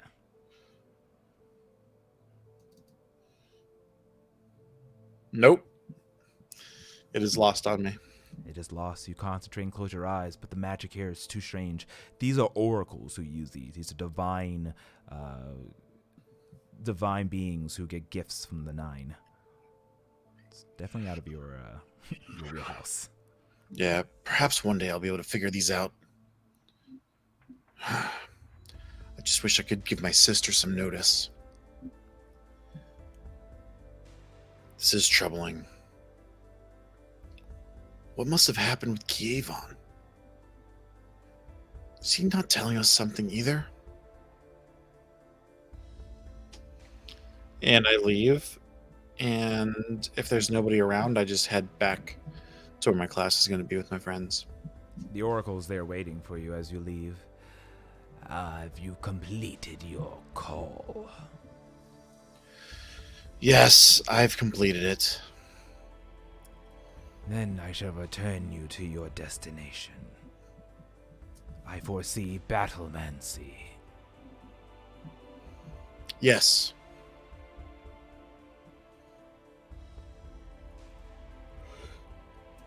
He goes ahead and, well, they go ahead and lift up their large dress and waft it over you as you disappear, and in a cloud of smoke reappear again with your friends as they step outside towards the Battlemancy courtyard. And we will get everyone back.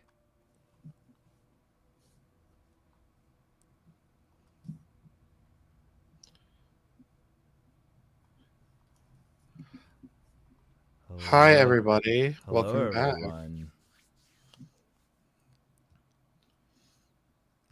Welcome back. Hello. So, as you all continue to make your way out of the school of the Fractal Centaurum and head to the courtyard, you step outside. The moon is high in full.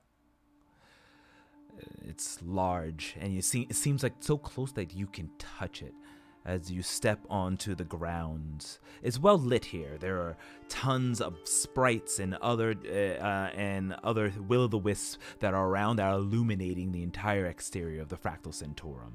Behind you, you can see the majestic, tall building.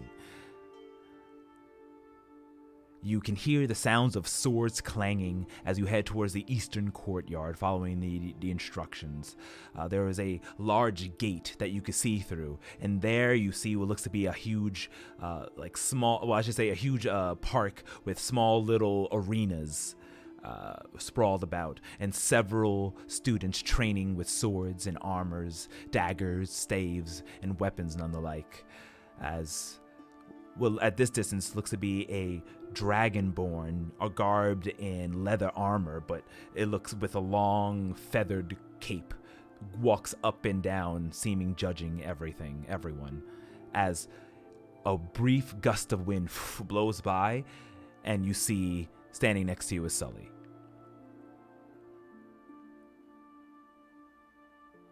I'm back. Don't worry. Wait a minute. It took us like 25 minutes to walk here, and you just magically show up? What happened? I had a call from my sponsors. Your sponsors? Is everything all right? Yes, Zindark, not everyone has just magical means to show up to school like this. Sometimes we must impress upon others. Our merit is worthy. Well, I'm glad you were capable of doing such and find yourself worthy of my circle. Yes, if you require us to provide some kind of documentation for your sponsors, I'm more than happy to sign off on anything. Yes, I can co-sponsor if needed. No. It's just part of the agreement of me coming here. I had to check in with them occasionally. I mean, I understand. It feels like it's only been a day, but you're right. I guess it has been a week. So, Yeah, it's been about a week, maybe a little bit more since we left. I just want to make sure I'm acclimating, making new friends here in this circle of mine.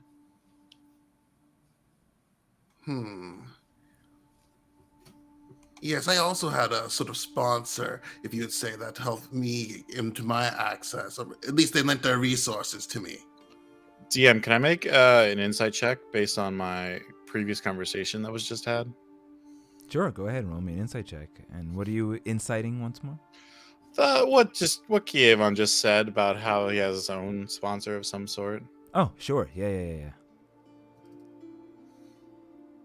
Oh my god, I can't roll to save my life. I'm going to change these grapefruit dice. No. That's a 9. A 9? I mean, you can't really make heads or tails of it. I wager he's rather impressed by the breadth and scope of my research, and much like there are a few people who had known of my work who have become far beyond what I would consider just simply fascinated, obsessed almost, I would say. I have a few like that. One like that was interested in helping me get access to the Fractal Sectorum, and well, long story short, here I am now. Right. Yeah, same thing with me. Just gotta make everybody happy, you know, Zendark. It's hard. If you need help, you can count on us.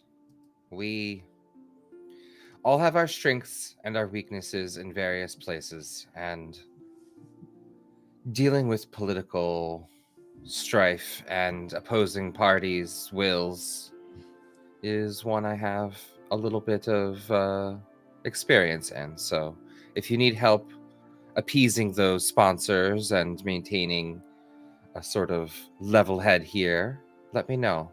I'd be happy to aid you. It's appreciated. But for now, let's just get this class going. Yes, let's get, would you say ink? Sweaty? Let's get sweaty! I do believe I said let's get our sweat on, but I'll take it.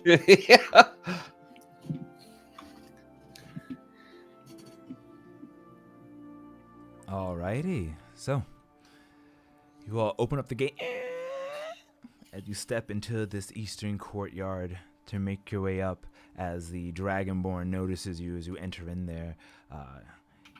It's a tall Dragonborn with shiny red scales and brown fuzzy curls at the top. He has piercing, kind of orange, flamey eyes, wearing like this leather armor, as I explained before, with the feathered cape. Well, it seems we have more students here to join our little battle class. Please step forward and let's see what you can do. And with that, we'll take a short break. Yeah. Hey! The moment that you walk through the papers. I cannot wait to talk to this teacher. Yeah, this teacher rules. All right. So How many we'll- marbles do you have in your mouth right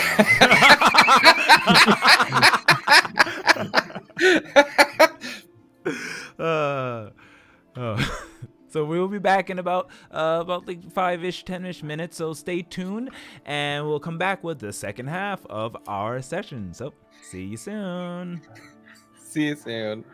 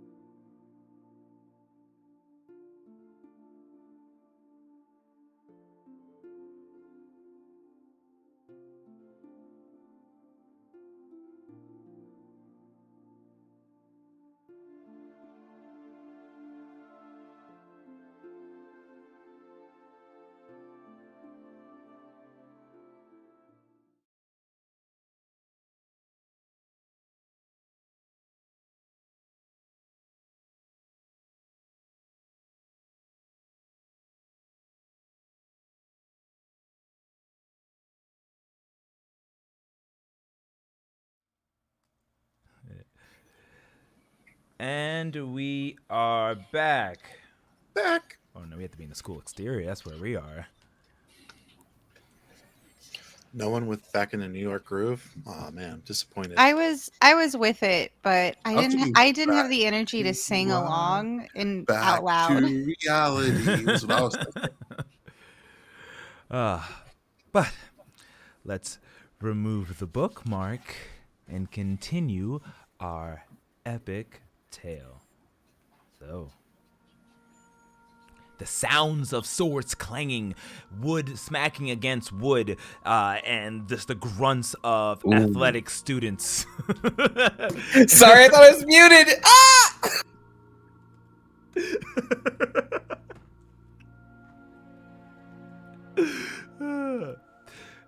And weapon upon weapon, and students grunting with exertion can be heard in the background. As you can see, several students are on top of these platforms, circular platforms, battling, while others are at the bottom, either catching them when they fall or then proceeding to go on top and challenge whoever had won that bout. You can see magic flying across in other sections as they're hitting targets, as this tall dragonborn teacher walks up to you. Ah, yes, I'm so good to see you all here. Welcome to the class of Battlemancy. I am your teacher, your Shifu, if you will, your master of arms, Tobias. And I'm here to guide you on your way to becoming the best Battlemancer that you can be. So, who do I have here with me today? Sully Oberto. I'm Zendaric. Greetings and salutations. I am Ink, short for Fresh Ink on Parchment. Kievan Red Quill. The pleasure is all yours. Oh, I like you. But as like I said, I'm Professor Tobias Embers. So, please, follow me. Here in the class of Battlemancy, we asked the students what fields they would like to perform best in, whether it be martial combat in the unarmed form. And you see, he points on over and you see a couple monks going back and forth and fighting unarmed. Or weapon craft, if you choose to be sword, spear, or anything more exotic. And he lets and sees a bunch of people who are training with all types of weapons as he's walking you down. We also have students who wish to incorporate magic with their might and combine their sword arts with their magical arts. As you can see that there are paladins using their shields and weapons to harbor their magic and blast other students or dummies. So, Sorry, I have a question, DM. Mm-hmm. As he, points that out, are there other like wizards or sorcerers or spellcasters attacking with spells at a range? There are a few. Yes, they're not in the majority at all. They're quite the minority, but there are a few of them who are using more motions with their bodies, like flipping and turning as they're casting their spells. So it's not just standing there reading from a book. They're very active, but they are blasting dummies and stuff like that as well, as he points to them. And we also have the casters who wish to be more athletic with their casting so they could be harder to hit as well here. But yes, welcome. You can free to pick and practice and train. I'll be by to instruct and give you pointers. But the choice is yours. Do we form our own group, or do we go to one of these? Oh, it's up to you. You can separate and do this, or if you wish to do it as a circle, you can as well. But you'll have only enough time, possibly, for one of these. If you wish to, as he points out, and I'll explain the mechanics, if you wish to add your +1 to your spell attack for a 24-hour time, you can go ahead and do the mage class battle that the few mages are doing. If you wish to make yourself harder to hit, or to raise your AC, becoming slightly dexterous for 24 hours, you can go ahead and participate in the defense course. If you wish to hit harder, or I'm sorry, hit more often with your weapons, such as weapon attacks and things like that, you can take the weapon attack course.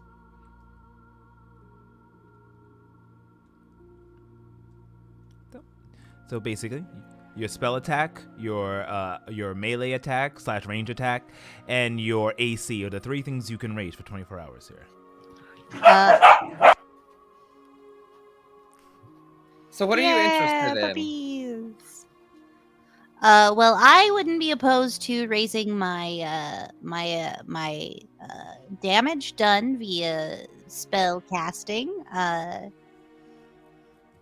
Utilizing my magical focus here, and Ink shows their what instrument does Ink have as a bard? Was it the damage Mandolin? or the two No, hit? To hit. It's all this to hit. Yeah. What is it? What does Ink have? A lute? A lute. Ink has a lute. The mandolin's in the other one with the character that's not a bard. You know. Why would Of someone course. so bard of a mandolin? That's so weird. Huh? Nothing. Oh. I will accompany you in that course then. Hooray! Okay, so we have I the 2 too of you. wish to be able to hit more accurately in harried situations. We found ourselves in quite a few precarious places down below in the... And I'll just You know. mouth it. Just What name about drop you? them. The Oidve. You're talking to Sully or Kievan? What about yous? The plural you. Sorry. You know, Yeah, yins. Yeah, Y'all. y'all. Y'all, in my homeland, we say y'all, but I say I'm a Yinzer. I'm a y'all.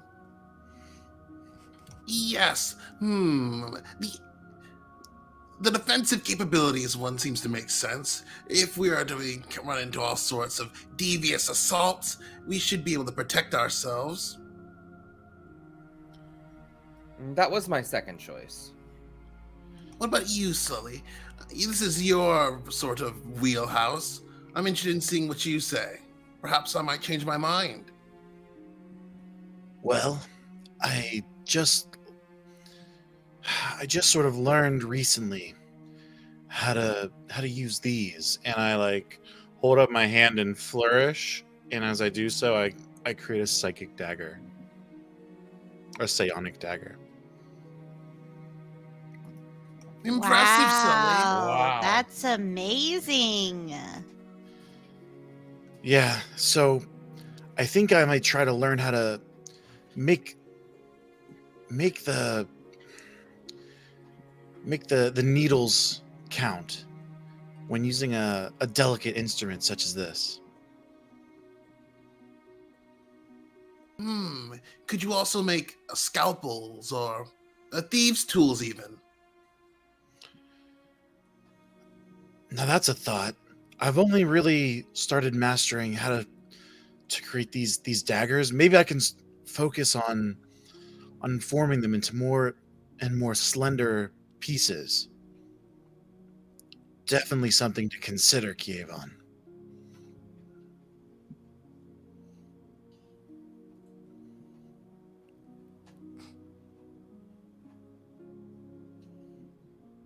All right. So your choices. So we have Ink and Zendara going for the spell attack. Sully, you'd say you're doing for the defensive capabilities? I'm going to go for like the weapons attacks. Oh, sorry, the attack, sorry. And Kievan, you Yeah. say you want to do the defensive capabilities. Yeah, but the power gamer in me is thinking about this.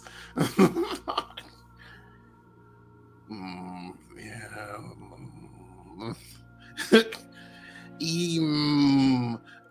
But we might be more useful on the... No, Adam. No. What commit. is your AC now? My AC is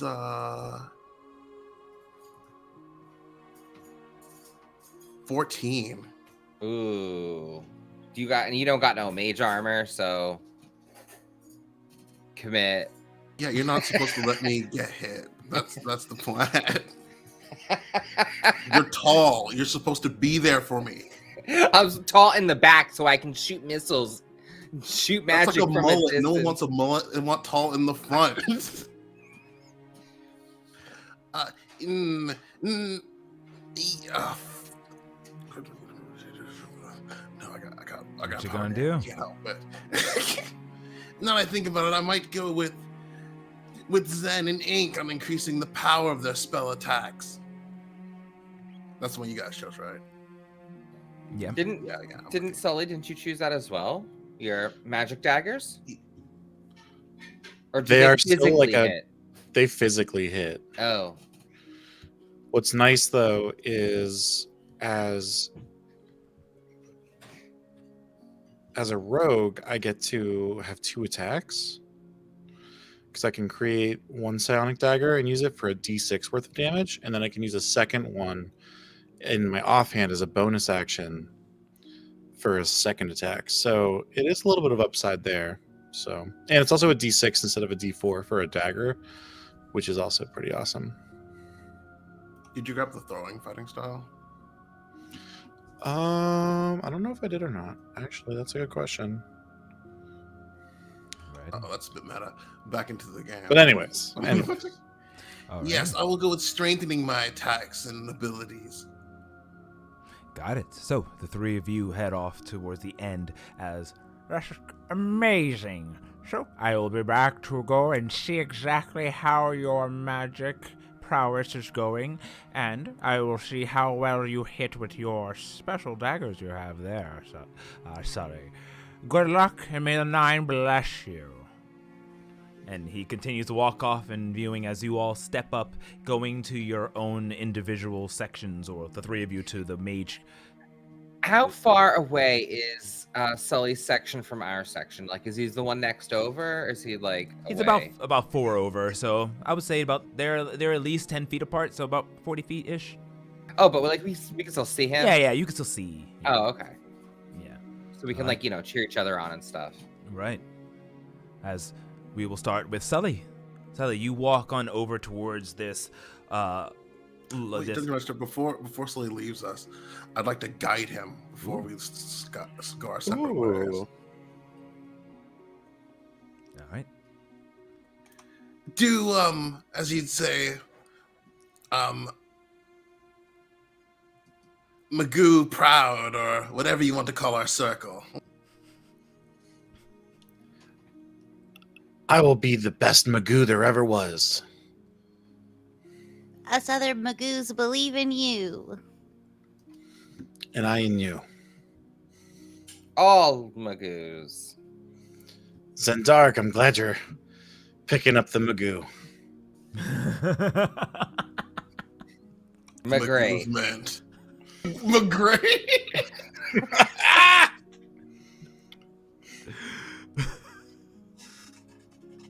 All right, you've received that blessing, Sully, from Kayvon, as you make your way over towards the section where you see that they are battling with knives and swords and metallic weapons. One of the students who's sitting down at the bottom. There's if anything, this is the more popular. So there's many different platforms from this one, but each one has about 10 students. As you walk on over to the closest one, and you see standing there is a Air Genasi gentleman with leather armor strapped around his body. As he turns to you and says, "Ha! So are you the next contender? Welcome. You got next." Yeah, I'm here. All right, are you were first here? Yes. All right, awesome. Well, I am one of the head students here. My name is Gregor. So if you need anything, just let me know. Will do, Gregor. Thank you. My name is Sully. Nice to meet you, Sully. All right, and as you see, "Wah!" Poof, as a person falls off of the platform that's about 10 feet high. You see 2 other people help him up. Well, That's it. Next contender, Sully. First year. Step on up. I step on up. Right. You climb up, and you see there looks to be I would say like a leather armored. Let's make it a leather armored gnome stands before you. Quick and flighty as he is almost like Bruce Lee style, jumping back and forth, or like a boxer, with 2 daggers in his hands as he has them across. He goes, "So, I guess you're the next victim." As he cracks his neck. Let's see what you got. As he prepares himself to attack against you, as the head student goes, "So basically this is a 3-point. Go ahead and try to pierce your opponent's defenses and strike and attack.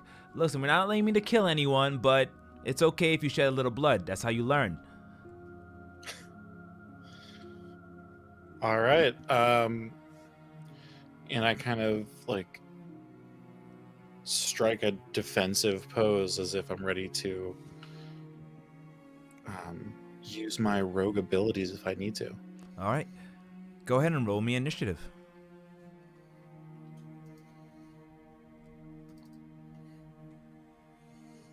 That's a 9.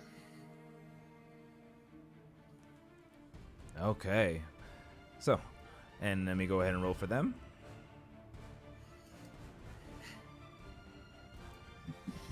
Okay, so with a +3 to your initiative, that's a 7 for them, so it means you go first. Oh, wow. Good thing I had that extra guidance. So, All right, what- so then I guess I kind of approach first, looking for a weak point as I take my bare hand and slam it in, creating the psychic blade in the process. And I'd like to make my first attack against this person with a dagger. All right, go ahead and attack.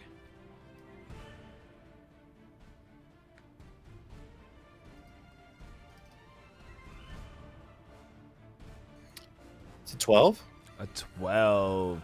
You go ahead and try to make a swipe, but the gnome is too quick as he darts to the left, barely missing him as he turns around. You still have the rest of your actions. I will use my bonus action to also kind of attack with the dagger. Okay. Another psionic dagger in my other offhand. Awesome. Roll that attack. 17. 17. This one, you in that motion, you come up and creating the dagger once again. He does not see, and it strikes him right in the chest, piercing his armor slightly. As you can roll damage.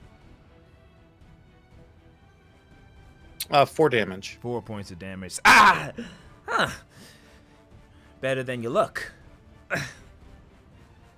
Still your turn if you have anything else. No, that'll be my turn. Alrighty, passing it up to him, he's gonna go ahead with his physical daggers that he goes there. I'll show you how you really use a twin blade. As he turns around and disappears underneath you before coming up to carve up your sternum with his one dagger. He's gonna go ahead and make his attack. Just add his modifier. Mm-hmm. 11 versus your AC. That does not hit. Okay, he comes up, but you are able to dodge back as he does the same motion with using his second dagger with his bonus action. He's going to attempt to make another strike against you. 12 versus your AC. That also misses. You are too nimble, too quick as you dodge this one as well. He gets nothing but air. Huh. You're really much better than you look. As he ends his turn there, and you hear the head student go, 1 point, Sully! And you hear everyone start to clap for you. Next round of combat, I will get back into there with another psionic dagger as I don't even pretend to hide it anymore. Just having it in my hand, ready to go as I make my first attack. It's a 21, That hits. Roll damage. and this is going to be a D6 plus 3. Right, because what's my... Yeah.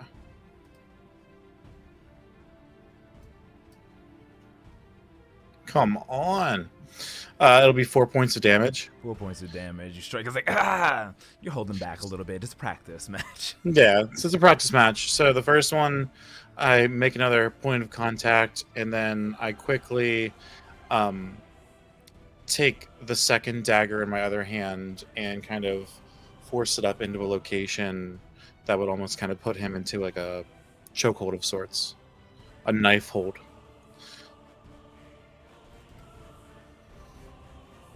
That's an 18. That definitely hits. Go ahead and roll damage. That's max damage for 7 points of damage. Nice. As you go ahead and slice, drawing blood and coming up around him, putting him in that chokehold, holding the dagger to his neck, you hear the head student go, "Stop! 3 points! 0 points! Sully's victorious." And it kind of ends just with like me having like this knife to like the edge of his throat, like ready to go. Good job. You win, mate. You win. Let me go. Good showing. And the psionic blade just disappears into like this ethereal smoke. Alrighty. As the students all clap for you as your performance, Gregor looks and with amazement as he kind of nods his head, as quick and nimble you were. All right, Sully's champion. Who's next? As the class continues with you performing these battles to best increase your battle prowess. Yes. All right.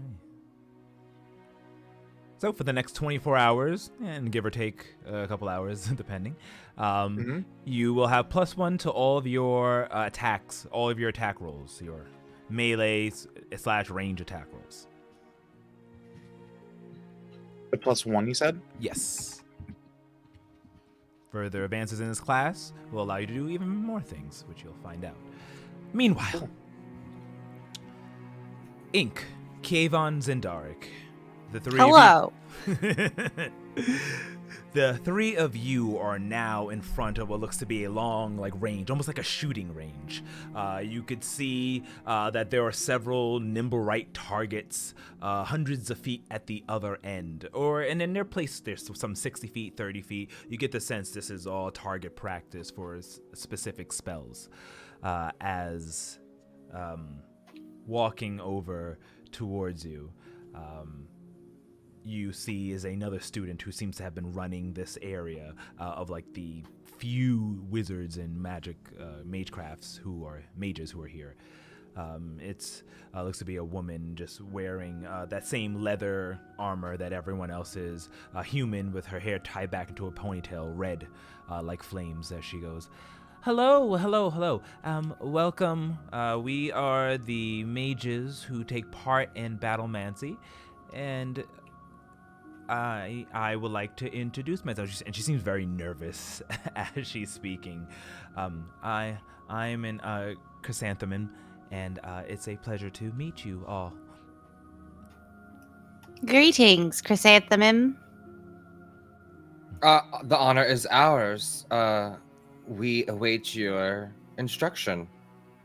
Excellent. So basically here, as you can notice, and you see a lot of students just and they're throwing spells, but they're not just sitting there throwing it. They're using their bodies in the motion. Here, we believe that having a strong body means that you'll have strong spells. A strong core creates basically the foundation of our magic. So although you'll be boosting your own magic, it will require you to have a sense of athleticism and coordination. So I'm gonna need you to pick your best single target spells and aim them at the several dummies that have been placed across the range here. I will be judging how well it impacts the power as well as your precision. And I'll give you a grade once you complete. That makes sense to everyone? Is it just as simple as aim and shoot, or how involved can we be? Oh, well, yes, you want to aim and shoot, but I want to see you use your body into it. There's definitely a difference between just reading a spell and firing it from a stationary position, and then using your very core to augment, to have a heavy stance, and to push it out with all of your might. The breath is needed to amplify the spells. And I can tell the difference. Almost like a dance, you would say. Yes. Does that and for you that translates it, so you will be rolling, because remember, there's still a battle course, so you'll be using your physical rolls for this, your physical skills. So you can roll me an acrobatics or an athletics check to hit a certain DC. Once you do, you will be rolling your spell attack, like any spell you wish to use. And depending on the number, there's a threshold. You may or may not impress Chrysanthemum, which will give you a passing grade, which will then give you the boost bonus at the end of the course. So, whenever you're ready. Yes, I suppose I should have set a good example for the rest of our group. As I step forward, how many targets are? Is it like a single target, or are there like a few targets next to each other? There are a few. There are some that are a few next to each other. There's some to the right that are just singles, so you can choose that as well if you want to. Different distances apart, kind of like the 15, 30, 60, the average spell length. Awesome. I mark out a set of them that are near each other that I can see, and I guess I ask, what are the rules? We have to do some kind of acrobatics and then Or athletics. athletics and then attack. Yep. Awesome.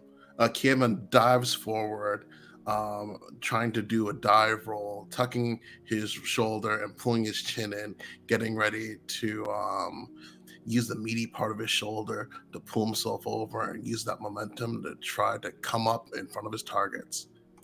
Alrighty. I'm using acrobatics.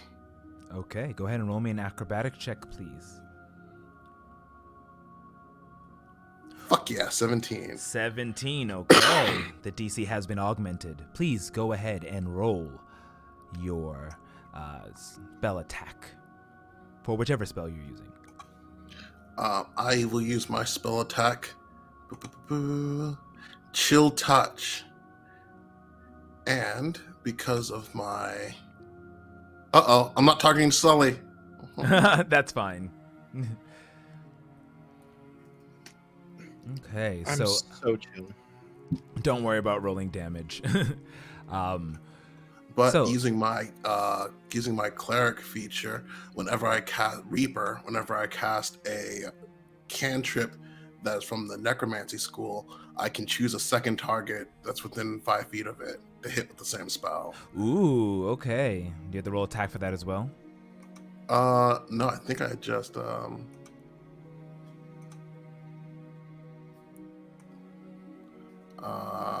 cantrip. When you cast that cantrip, normally targets one creature, it targets 2 creatures in range instead, within 5 feet of each other. I don't know. I guess I would have to roll a second one. because you're Is targeting it targets? Yeah. Yeah. So roll Yeah. one more time. Okie dokie. This might be in your favor.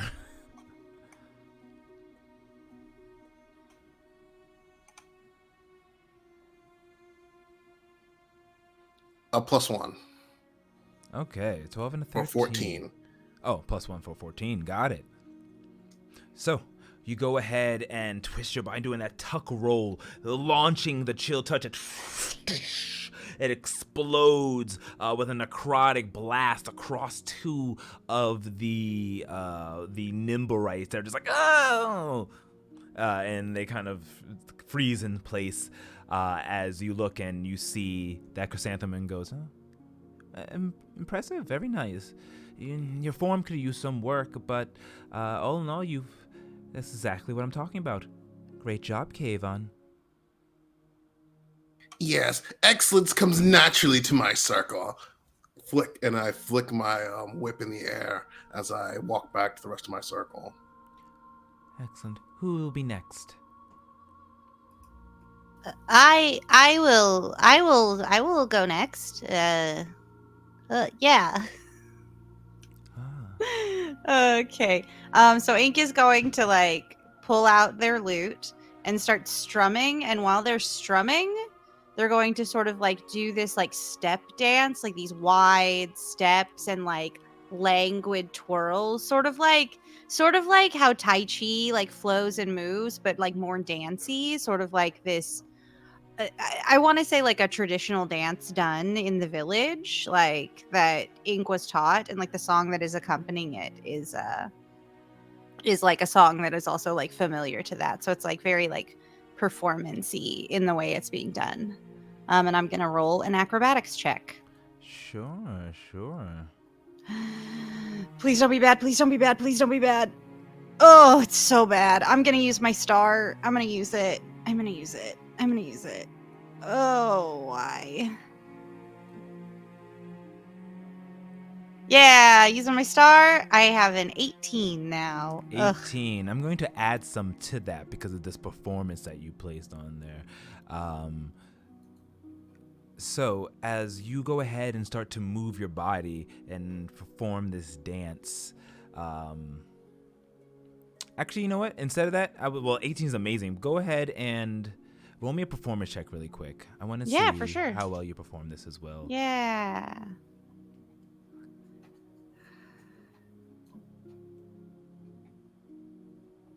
Nice. 17 on the performance. 17, nice. Okay, so you perform this brilliant dance and move around in this very acrobatic way before winding up to cast. And what spell are you casting again? I'm gonna cast Dissonant Whispers at one of these little guys and like psychically like mess with them. Oh, excellent. I don't have a lot of like physical damage spells. Like I really went for like the heady like laughter, whispers, mockery, you know, the usual bard stuff. Do they have to make a saving throw? I forget.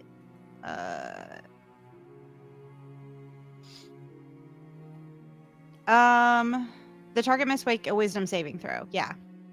Let me go ahead and make that saving throw. I mean, yeah.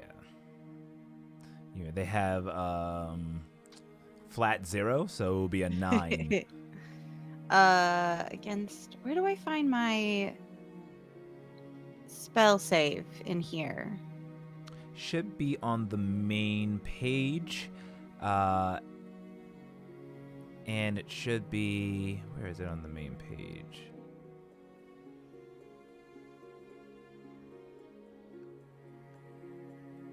Let's see. Well, I do know that it is based off your charisma, so it would be 8 plus 2, 10, plus your proficiency is 2, so it would be 12. 12. Cool. And that was a 0?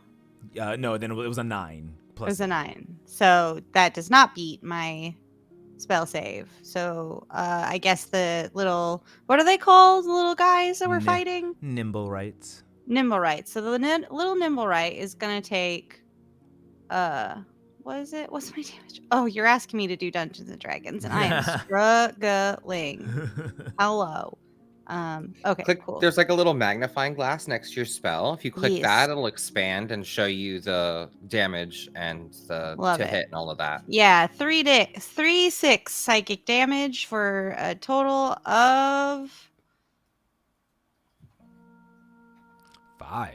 five. Nice. So you go. Yeah, take that, Glasswork Golem. That's not supposed to be on the combat tracker anymore, so I'll remove it.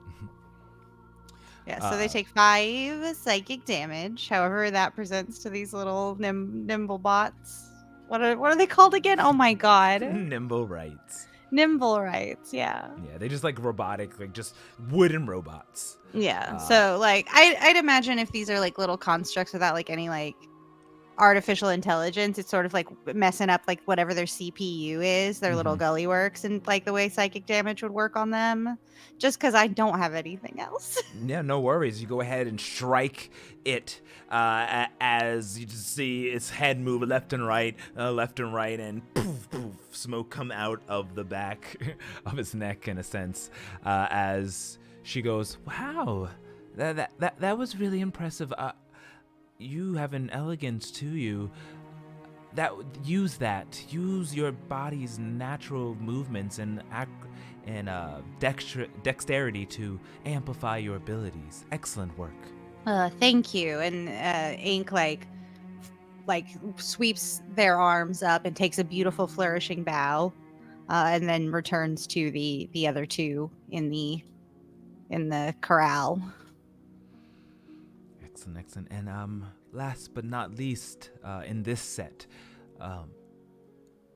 Zendark. Oh, yes, of House Zend. I'm sorry. Excuse my prudence.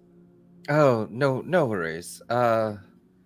I step forward. I've been sort of calculating the scene and sort of deciding what best I want to do. How far apart? So, like, because Kiev and one of them was next to the other, so there are a few that are close together in the distance. Yeah. Okay. Is there any like crates or boxes or like elevated platformy spaces around? I mean, there are like Maybe places like with, the top of a wooden post or something where I could yeah, there are places one like. potentially could stand perchance. Oh, you want to get someplace to be elevated? Yes, you can find a a slight box to get on top of. That's easy for you to do. No, not like I don't want to go get it. Like, is there like Yeah. crates that are stacked or something, or like a wagon? Yeah, I'm Like saying, yeah, a- you can walk quickly Okay. over to a crates where they had weapons in them or things in them, but closing it up, you can easily climb on top and still be able to see everything around you. Okay, so looking up at these crates and sort of like the weapon storage and the posts, I'll say, okay, I think I've analyzed what I'd like to do. And I sort of step down or like kneel down, like as if I'm going to sprint. And I touch the dirt and get my hands dirty and do like, the Olympic when they're getting their hands ready in the chalk and all of that. But I actually also start scribbling some runes in the ground. And then I would like to sort of leap forward and Misty step on top of the platform up there and sort of do like an acrobatic flip to get like an elevated pose on the top. Okay. So that way I like am looking down at the dummies. Okay, you Misty step turning to mist, getting an elevator on top of another platform where you can look down and see high above it. The runes I was scribbling on the ground were a quick guidance to myself. Okay, so you go ahead and cast that guidance on you, yes? Okay, so where is my combat tracker? Here we go. So that would be an acrobatics, right? Yes, so using your body to flip up and move. Yeah, give me an acrobatics check. 22. 22. Very nice. And you use this in tangent with your Misty Step, correct? It's actually not even casting a spell. It's my innate abilities. It's my phase step. Oh, very nice. Okay, I'm going to have that extra flourish augment the DC as you get above you flip, disappearing in that phase step, appearing above them. You can easily aim and attack whichever one you so choose. So after I sort of like take this like leap forward, I do sort of like a handspring forward and like flip disappear phase step on top of this like weapons platform and sort of quickly calculate the angle. And I would like to as you see, I'm sort of like cutting a slice of ice into the air, and I'm actually writing the runes for an ice knife. And I'll throw this knife towards the center of a cluster and target the one in the middle. And then after a moment, the ice knife will explode and hit all of the surrounding ones. Okay. Do they make saves or is it just an attack? The first one, I would make an attack, but because in my vantage point, I can see my allies, Sully, and I can see Ink, I feel empowered, so I get my +1 bonus. And that would be an attack roll to the first one of a 19. So this 1d10 ice will fly out, I believe, smash into it, and then once it does, it will shatter, and then all of the ones in a 5-foot radius would have to make DC 16 dexterity saves or be pierced by the ice shards. Go ahead and roll me that attack, please. All right, so the first one gets hit with 5 points of piercing magical ice, and the other ones would have to make a 16 dexterity save, the ones surrounding it. So if they fail their dexterity saves, which I'm assuming they're standing still as, as dummies, 10, fantastic. So then it takes 10 points of piercing. So the ice knife that the runes that I sort of slice into the air form into this frozen knife that spears down into the dummy, crashes into it, impacting it, and then it shatters, sort of diamond dust in an area around it, and doing 10 points of magical cold damage to the surrounding dummies. Go ahead. And then after that, I'd like to sort of acrobatically jump off of the thing too, and come back down. Alrighty, so in this quick motion of face step flipping and ice knife carving as you blast across and causing a rain of ice shards onto this area, the temperature itself cools down from the ice magic presented by Zendark as he lands gracefully back with the rest of the group. As standing there looking very impressed is Chrysanthemum, who goes, "Wow, that was very impressive. I guess I should have expected something from carrying the name of Zen." It's not just the House Zen, it's also our circle. Oh. You have an impressive circle indeed. Thank you for noticing.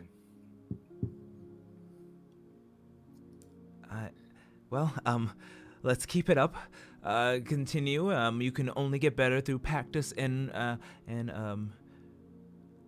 doing it over and owing again, repetition. Yeah. So let's go into round 2 as you continue out the course of the class, and with everyone succeeding on all their checks for the next 24 hours or so, maybe a little bit depending on what happens because you started that night. But for at least 24 hours, you will have a +1 next to 24 encounter. The next 24 encounter hours. Yeah. You'll have +1 to your spell attacks, or if you took the melee one, +1 to your melee attacks and / range. Yay! All right. Woohoo! We did it. Muhaha, stacking buffs, Keikaku Dori. As you all hop down and meet back up, sweaty and tired from the hours of practice, and it's getting very late, you do feel the exhaustion of the day come upon you. Well, that's everything, everyone. We're going to close up. It is now reaching that quiet hour. Head back to your dorms. Don't forget to stop by. Protein is what's needed if you wish to make sure your muscles grow big and strong. But in any case, thank you so much, and I will see you during the next course of Battlemancy. Professor Tobias, your tutelage was fantastic this evening. I don't think that myself and my circle would have achieved the greatness we have if it wasn't for your inspiration. No, no, no, no. You did all the work yourselves. I watched each and every one of you, and you harbor great power inside of you. I trust great things will come from your circle. Very impressive work. I just can't thank you enough, and I'll offer a big gracious bow. No. He bows himself as well, out of respect. All right, head back to... Go get some protein, head back to your dorms and rest, for rest builds muscles as well. Right, Kievan. That's why I placed summer sausage and turkey and pepperoni on the platter before we came. Yes, well, in the context of what we just did, it makes far more sense. So I will applaud you for your foresight, Zen. And your performance today as well. It was the very thing of our circle status. You honor me. I couldn't have lived up to... I had to live up to your expectations. You set such a great example, as you said. Yes, I did I not? And Ink, a fantastic performance as well. Beautifully done. Oh, thank you. And to everyone, we were absolutely fantastic out there. Yes, but we all agreed that our circle was superior above others. Oh, I wasn't saying that in regards to others. I was just giving us a compliment. I don't like to denigrate other people in order to lift myself up. I just was lifting us up just as like a thing. Yes. We'll have to Pushing learn up without subtlety. pushing down. Yes, there's no need to step on the backs of others to gain height when there are stairs and helping hands available. Yes, but sometimes they like it. I don't know about that. Well, if that's what they're into, Yeah. I'm never gonna give anybody guff about that. But Oh, Sully, how was your training? Tonight was fantastic. Yes, I apparently am quite a natural with these daggers. It was a very quick 3-0 bout. Fantastic. We had quite some luck on our side as well. Great instructors. I heard all of the hooting and hollering from over on my side of the fields. Did you see me? I was standing up there. I believe so. Good, because I saw you. it was very exciting. Thank you. Let's head back. All right. So you go sweaty and tired, make your way back towards your dorm rooms, passing back into the hallowed halls of the Fractal Centaurum. As you reach up, you see many of the students are tired. They're all heading in their way. The mess hall the grand mess hall looks completely empty, albeit a few students is grabbing some last-minute meals. As you go up the stairs, through the corridors, turning into your own private section, pass through the war room and back into your dormitory. Is there anything you wish to do before you all retire for the evening? Yes, my circle mates, I have some more fantastic news on top of our victory tonight. Fantastic. Please. Yes. I was once again reached out to by the one Radaman. Oh, I may have preemptively celebrated with your news. I retract that. It is now in a tentative state of joy. Please go on. Yes, I can understand your apprehension at first, given the reactions of our teachers and others. But after my interaction recently with Radaman, I feel a little bit more willing to trust them. Go on. What happened? Well, they asked for my assistance in trying to get them home. Apparently, they had been caught somewhere deep down and were worried about exposing themselves to danger and risk. They're not from this time, apparently. Did you say from this time?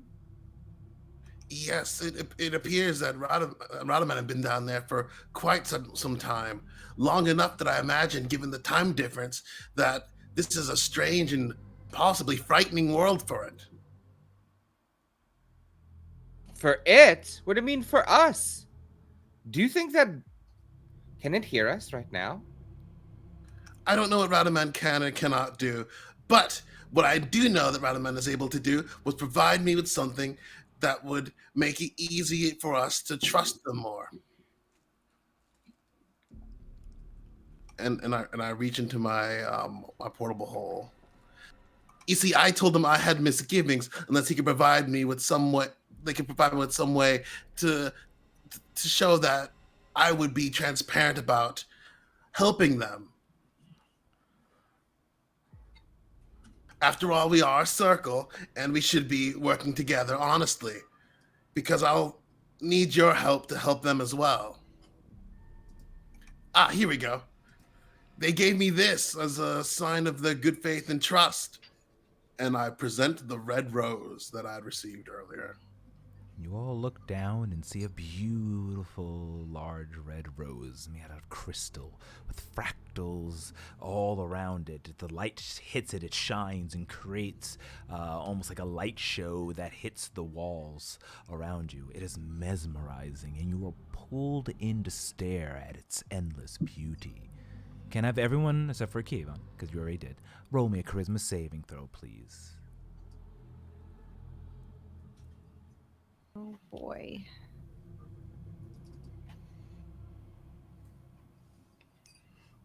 Ugh. Oh my gosh. There's nothing I can do. I'm doomed. I'm fucking doomed. Okay, so with a 14, Ink with a 6, Zendark with a 19. Okay. I did not save, probably. You all can feel a strange pull. This is beautiful. Yes, what Kievan was saying might be right. Whatever this entity is, it's such a beautiful gift, and you can all feel yourselves empowered. Like you feel the magic in you just grow ever so slightly, and a warm, comforting feeling wash over your body. Even me? Even you. Ooh. Dang. Oops. I was like, faux show, the enchanter ain't getting enchanted. Just No. JK. Actually, Zendari, can you roll me another one? You get advantage because you are a fey creature. Oh, thank you. Thank goodness. I mean, let's see what can go up for. I can literally get a 20 is the only other way above that. No, 19. Okay. Yeah. Ah, this is captivating. What is it, Kievan? Yes, Radaman gave it to me as a sign of our of being willing to be open with us and transparent in our attempts to get them home. They said it would help us be stronger. Normally, I would be disgusted at any attempt to subvert my independence and, of course, my claim to my self-earned victories. But I've been learning a lot more about depending on people and help. Maybe this is an appropriate time to accept someone's help to help them back. But where do they need to go? Yes, they didn't give me those details. We well, had to get to class. You're blaming class starting as the excuse of why you didn't get all of the information before making an agreement with some unknown entity? They were very trustworthy and forthright. Well, I don't know. Maybe hear Kievan out. It might actually be a good thing that we help Radamon.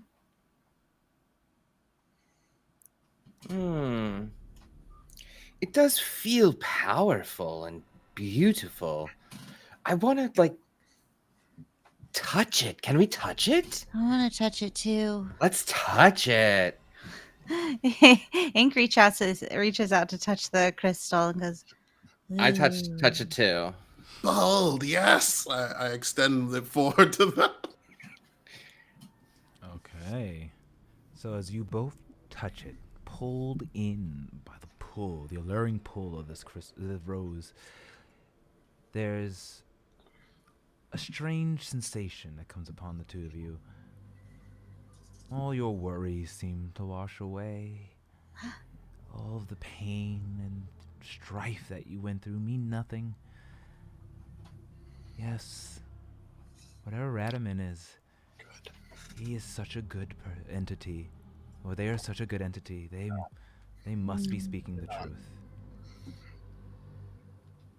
I'm so glad that you decided to share this with us, Kievan. Yeah, see, this is the good that can come out of honesty and transparency. This is why our circle will survive. Yeah. So strong. I am so not touching that thing.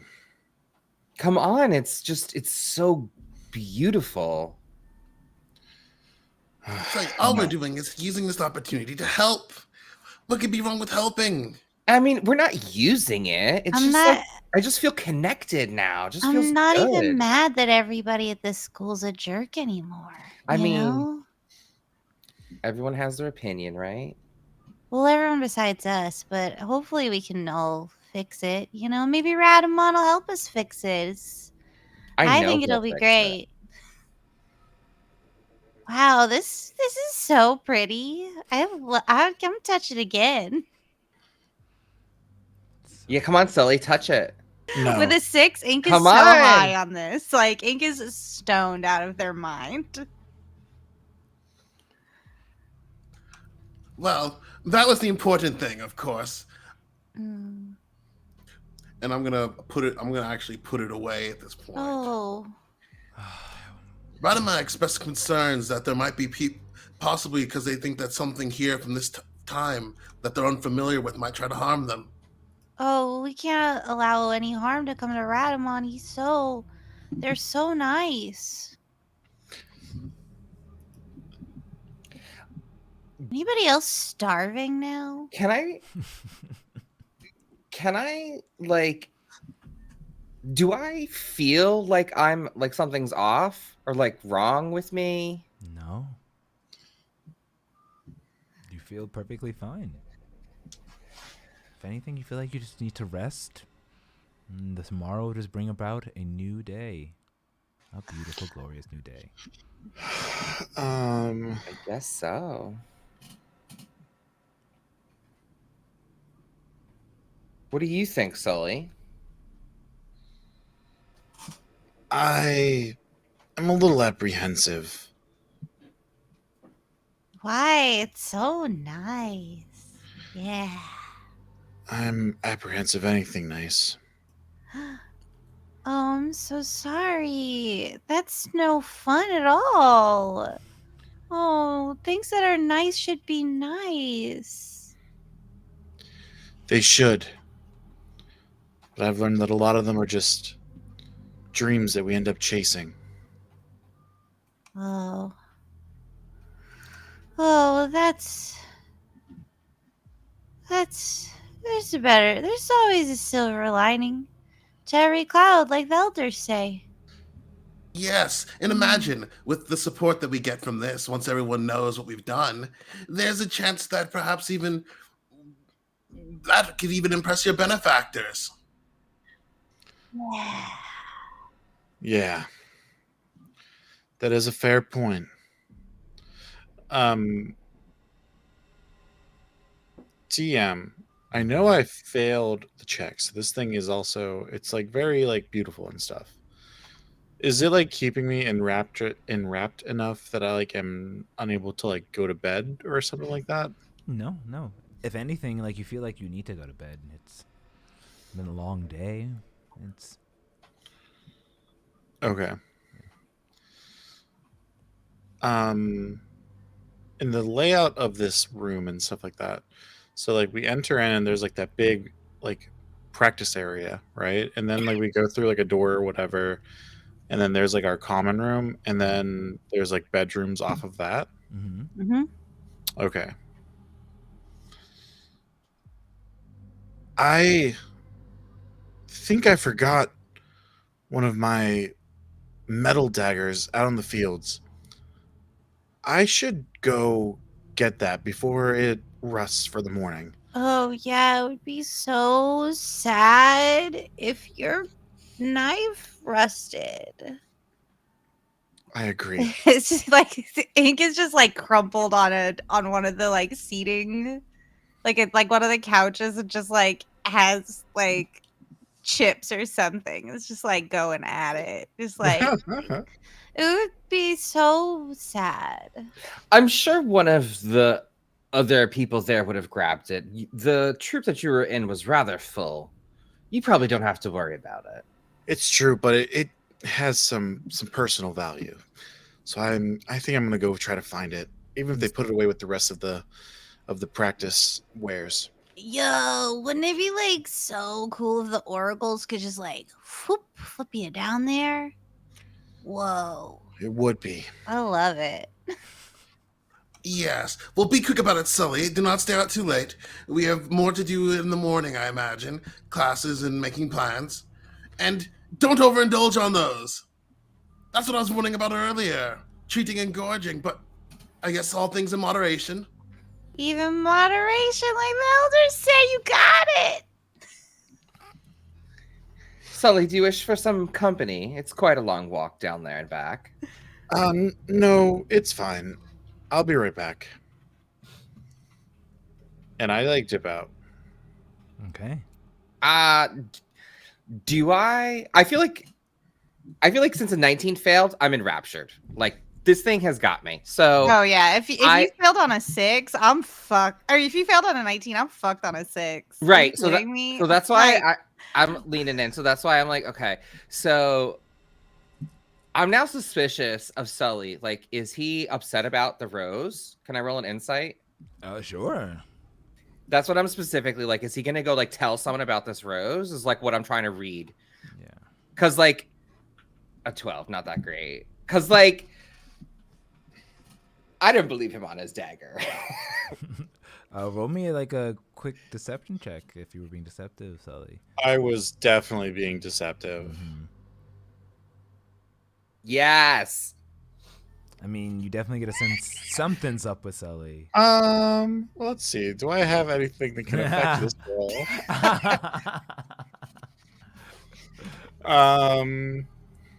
No, not at all. Okay, Something's up. after he leaves, he dips. I'm gonna go back to the group and I'm gonna be like, yo, he's not down with the rose. He's not down with Radaman. He's left. He like ran out of here. I was trying to go just be friends and like walk with him, but like he's got not rusty, okay. But No, he's got a rusty rag. No. I promise you, he's like that was a Uh-uh. cover. That was a cover. He's unhappy. He's like going to tell someone. Well, yeah, you will be unhappy if the knife rusts. Well, I mean, like he was like, "Don't come with me." What? No, that can't be right. Nah, Sully's our circle. Rule number 1, we're transparent about the stuff. And like Ink just like pulls out the lute and starts strumming it idly and like casts prestidigitation and makes like little flames dance around. It's like, yeah, fuck yeah. Oh yeah. Nice. This is just like the rumors you had heard earlier, but but those rumors were true. We had gone to the void. We need him. We need him right now. Get him. Radamon, yeah. Yeah, get him. He'll tell us what Yeah, let's party. Radamon. to do. I'm gonna go over to Kievan and like put my hands on his shoulders and like look him in the eyes and be like, "Come on, Radaman, come out." And I'm gonna cast my hypnotic gaze. Oh my goodness. Target Kievan and cast your hypnotic gaze. All right. See, I didn't do anything crazy like that. Hey now.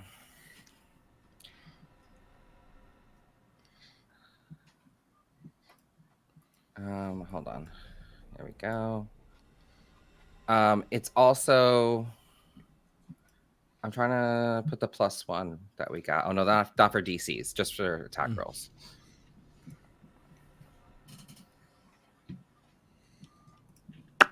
All right, Kayvon, looks like you got a natural 1 for a 6. You're muted. Oh, you're muted, but A natural 1, you say? yeah. I re-roll that. All right, go ahead and roll the wisdom saving, please.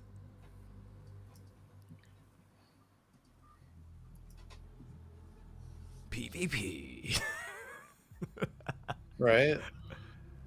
I'll take it. A 9. I'll take it. All right, what does your hypnotic gaze do? As an enchanter, as your resident enchanter, Zendaric, you choose one creature you can see within 5 feet of you. The target must hear you and must succeed on a wisdom saving throw or be charmed by you until the end of your next turn. Their speed is 0, they're incapacitated and visibly dazed. And on subsequent turns, you can use your action to maintain this effect and its duration indefinitely, basically. It's like the KO for enchanters. So Kievan is locked down by me as I'm trying to pull Radovan out of him because I know he talks to him. That's what I'm trying to do. All right, I'm trying to convince Kievan to pull out Radovan or affect in Radovan if I think he's inside of him. He's the conduit that I'm trying with which to. Okay, I'll stop talking now. Ironically, locking us both and being unable to do anything with us. So Got it. So we'll get to Sully sneaking out, but all right. So this augments things. So as you go ahead and walk up towards Kayvon and cast your gaze, in Kayvon, you're frozen in spot. Your mind drifts back and you lose all control of your body for a moment. It's like you're there, but you're not controlling yourself, as everything is just blank for a moment. He stays there for a few moments as you stare and looking over at Kayvon, just kind of limped over.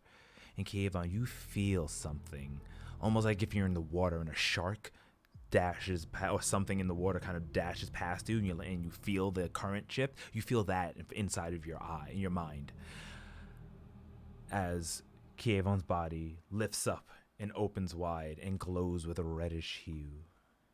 His mouth opens up wide, and you hear a voice, not of Kayvon, respond out of it.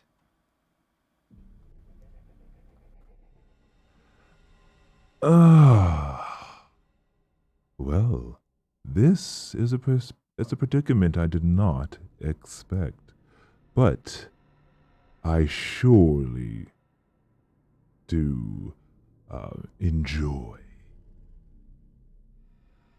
Hello there, Darik of House Zen, I believe. My name is Zendaric. It's a pleasure to meet you. The pleasure is all mine. And Your you, rose is fantastic. It's encapsulated us. My companion Ink and I needed to speak with you. Yes, ink. His eyes glows with a red hue for a moment again, like shing, glows back as he looks over at Ink.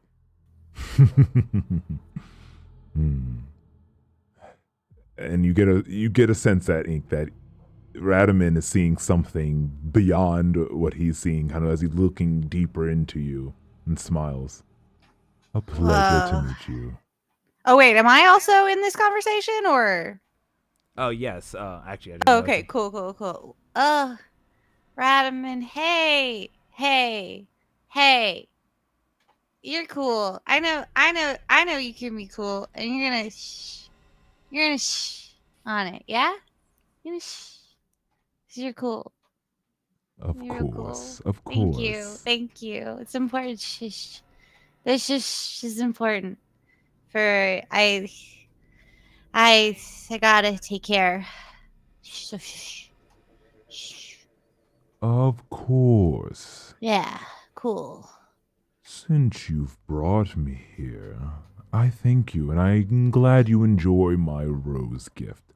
I like to think that a small part of me is inside of all of you. With that being said, now that the timeline has hasted slightly, I wasn't expecting on acquiring this body so soon, but you have done me quite the service, Zendaric. But I will need the two of you to sleep. And he snaps his. They snap their fingers, and instantly, I need both of you to make wisdom saving throws. If you Oh, have, boy. if you have advantage on being magically put to sleep, then you get advantage on this wisdom saving throw. Actually, if it is magic to put a Fae cannot be magically put to sleep. Oh. that's Oh. very true. Then neither can Ink. Oh yes, that's true. So he would not be able to do that. All right. So then instead he'll use another ability that he has, and I'll need you to make charisma saving throws, please. I mean, big bads always find a way, don't they? Charisma save? Yeah. Cool. Be good, be good, be good, be good, be good. An 11. Oh, it's up to you now. 22. 22. 22. Zendaric, you just poof, disappear. Oh, and she gone. Just out of the room. Zendaric just suddenly disappears. He turns and looks over at Ink. Oh, did Zendaric get an oracle call?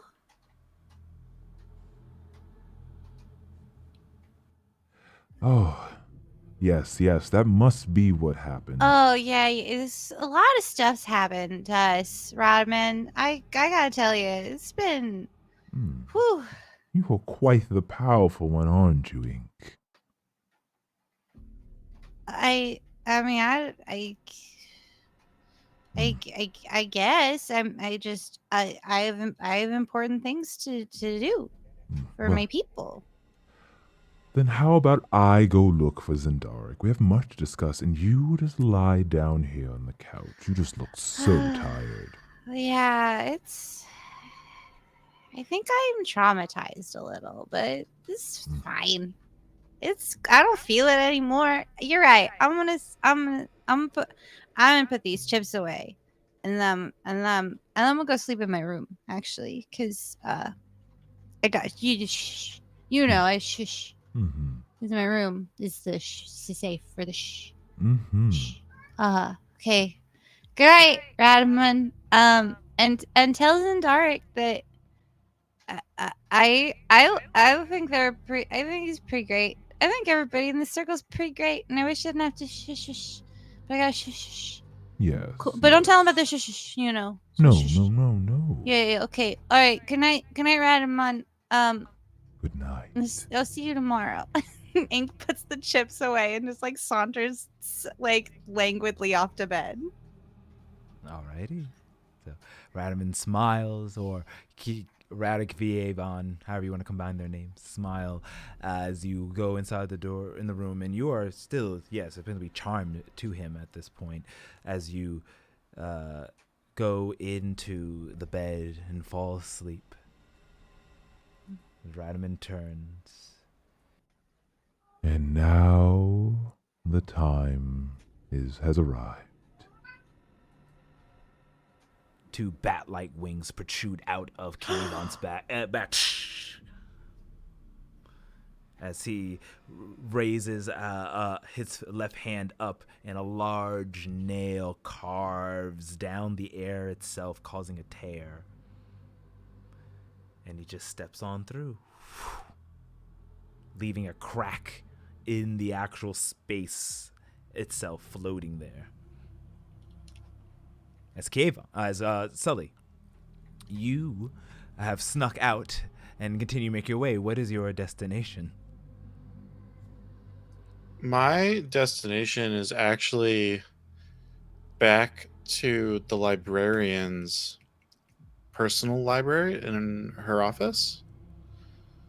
And I'm going to see if I can research any topics related to Radaman. Or Radaman. Okay. So you go ahead and make your way. Depending how long it takes you might be pushing exhaustion to warn you. I totally am aware that I'm probably going to like have like exhaustion for the next day. But like I think that after feeling that and after my discussion in the void, I need to go Got it. to the library now. You head to the library, making your way. There's really no students in there, but you do find that the library door is open. As you're there are books around you, but there's no one in here. If you wish to call an attendant, you can try to hit the bell, or you can try to find your way back there. I'm gonna try to find my way back the same way that I got there the first time, and like get to her office and see her personal library about the void. All She right. said it was available to us at any time. All right, Felisa. You go ahead and make your way back behind the desk in the dark area where you first left and search around. At advantage, roll me an investigation check. An investigation check. Let's go. At advantage. I'm like okay at those. At advantage, you say? Mm-hmm. Let me roll another one then, because I heard that at the wrong moment. A 12. A 12. All right. An Archon, Robbie Hoodie 27. Grace Um, presence. Is there anything I can do to kind of buff that at all? I feel like there is.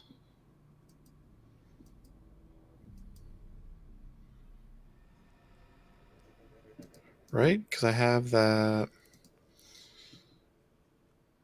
My psionic power. Oh, does that give you any bonuses to your investigation checks? So.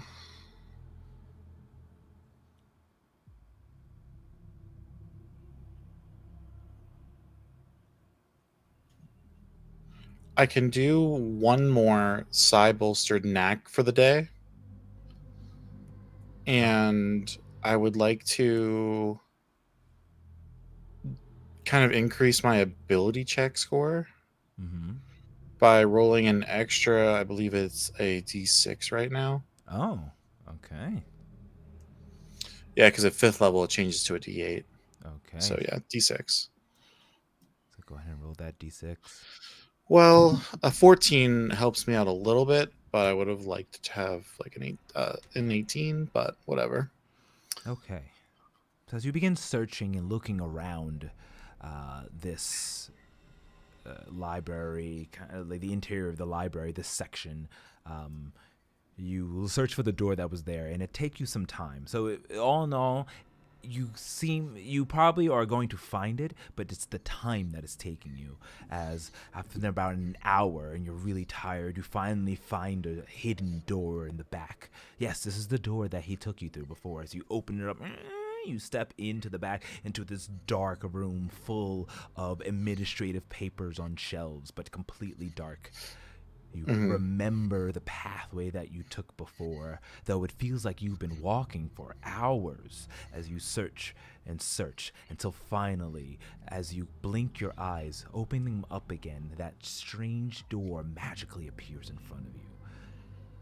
As if knowing your presence, it opens up, allowing you to enter in what you see is the interior of Elvira's kind of personal library.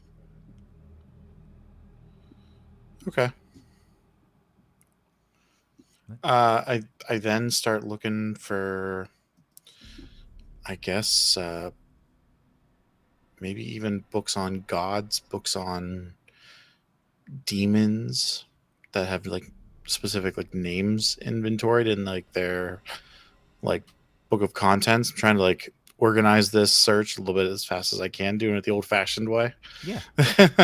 Go ahead and roll me another investigation check, please.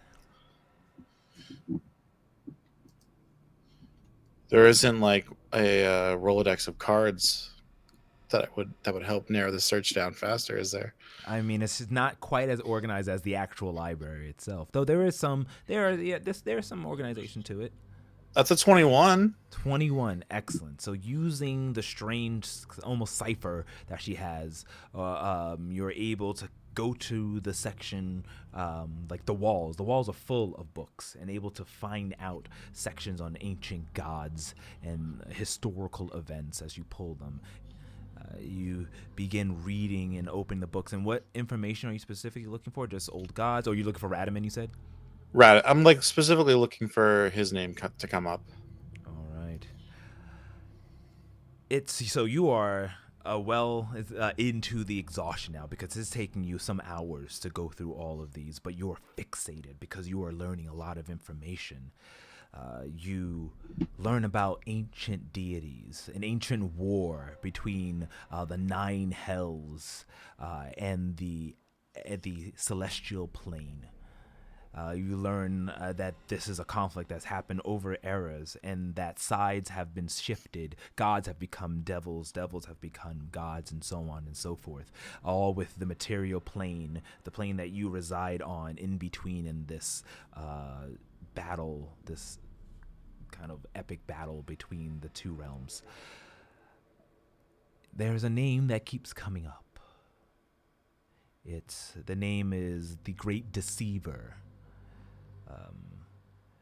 The Lord of Deception, the Lord of Lies. Until finally, as you dig deeper into this, you see there's a section that reads, the Harbinger of Chaos, Radaman.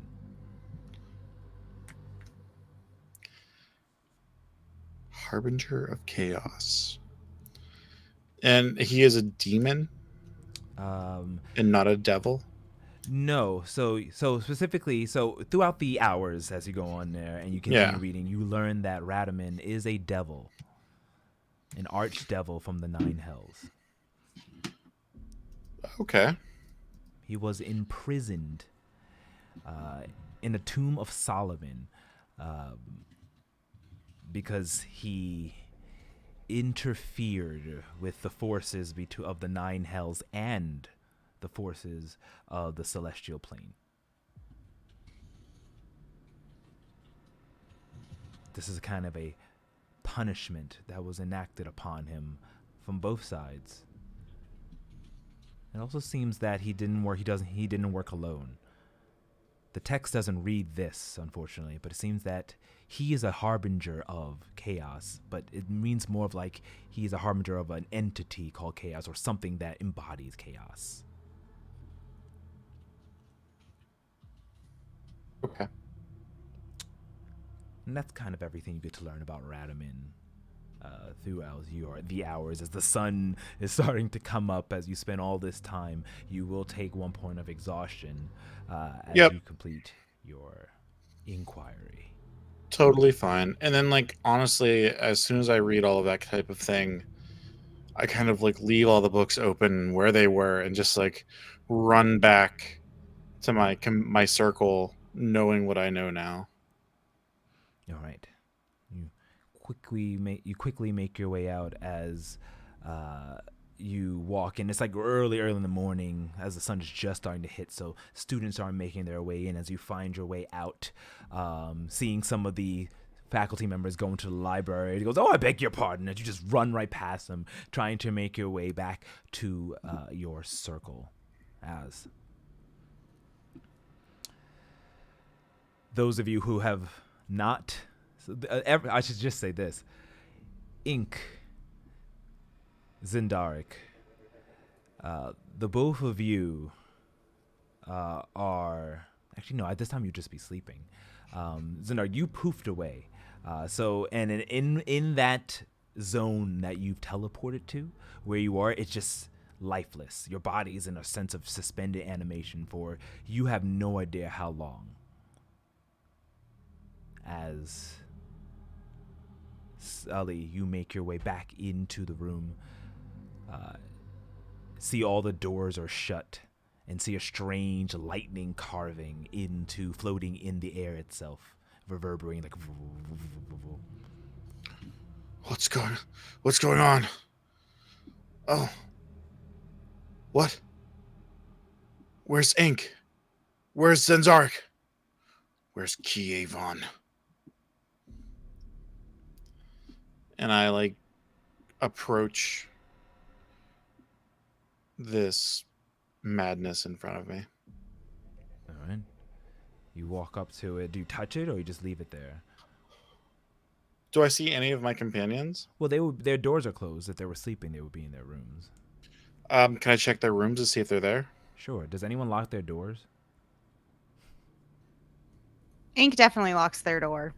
Oh, okay. My door was unlocked at that point because I haven't gone into it. So Got it. Okay. So Ink is locked. When you check Zendark's, his is unlocked, and you open it up and see that there is no one inside. I go to Kievon's door. It's locked.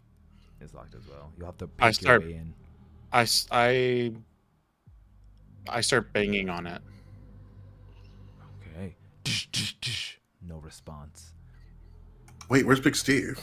Oh, yeah, Big Steve. I guess what Big Steve would be. I'm gonna say Big Steve goes. Comes up from behind one of the couches because he wouldn't have been locked in the room. Big Steve is there and he walks up to you, Sully, as you bang on the door. He's like, he looks very scared, worried. Big Steve, where is everyone? And he looks on over at the carving in the air. I'm gonna have to touch that, aren't I? After a moment, there's a flash. There's a flash and almost like lightning crackling in the room as falling down on the ground next to you, you see a prone Zendark. Zendark, you wake up suddenly. That feeling of like ecstasy you had gone completely. where am I? What's going on? Zarek! What happened to me? Oh my god. Where was I? Where were you indeed? What just happened? I like scramble backwards, like on my like back pedal away from where I was. I have a splitting headache. What's happened? Well, the two of you were enraptured by Radaman. Something didn't sit right with me. Radamant. That's it. Do I remember what happened? Yeah, you remember everything that happened. You even feel like as if you got taken advantage of. Radamant. I felt like when you left, it's his pull like was so strong that I felt compelled, that I felt like you were like going to deceive us. So I like went to Kievon and said that Radaman has to help us, and I like forced him to pull him out, and he did. He did. Zendark, what have you done? Radaman is an archdevil. What? He was entombed in Solomon's prison. What? How do you know this? No, that can't be. That can't be. This is a force that interfered with both the Nine Hells and the Celestial Plane. He was locked away as punishment. No. He is known as the Harbinger of Chaos, an embodiment of chaos. Did Kievon, did the wings sprout on Kievon that we saw, or was it after? That was after. Something possessed Kievon, and we thought that he was a good person, and Ink and I were talking to him, and then I just disappeared. It just vanished. Where is Kievon? I don't know. We were talking to him, and then Radaman came here, and then I was gone. I don't know. What is that? What is that lightning?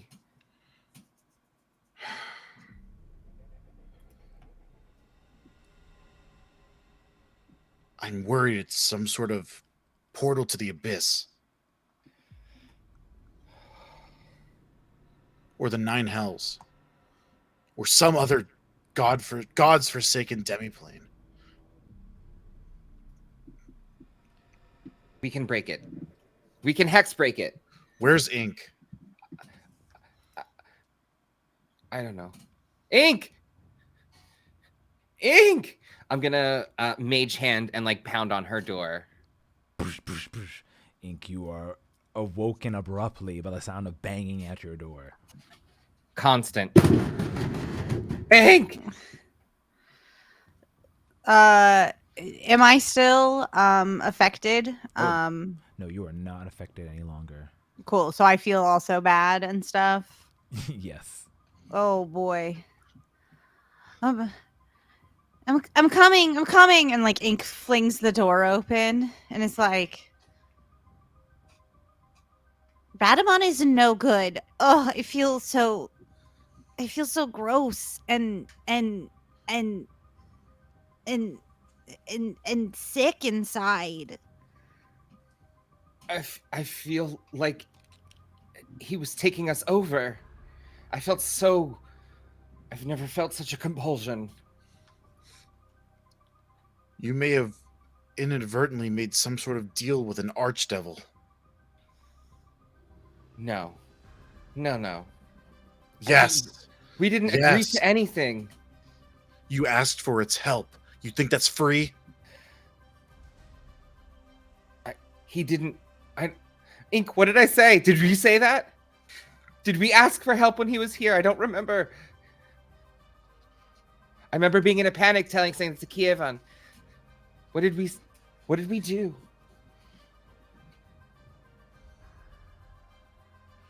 Is that this? Well, I think we recall everything. Yes. Sorry, I just want to make sure. Oh, yeah, you recall everything. Yeah, yes. yeah. Zindarik, you did ask Radamon to help us get rid of Sully because you didn't believe that Sully was going to get knives. So, yeah. I didn't say to get rid of him. I felt like he wasn't. I felt like he didn't believe in Radaman, but I didn't know that Radaman was a devil. I thought he was like a prophet or something. Like, You hear kind of a thaumaturgic loudspeaker echo throughout the inside of your room. All students, please make your way to the first hall. All students, please make your way immediately to the first hall.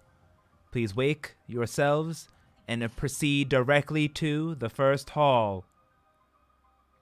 we can't. We have to make a 3-point hex break.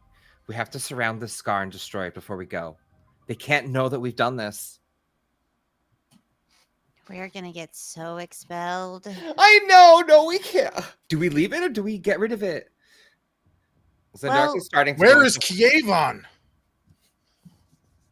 We're starting to go into full panic. Ink goes to Kievon's door and tries to open it. No use. Big Steve is pointing to this. And I like gesticulate over at the lightning and shit. Okay.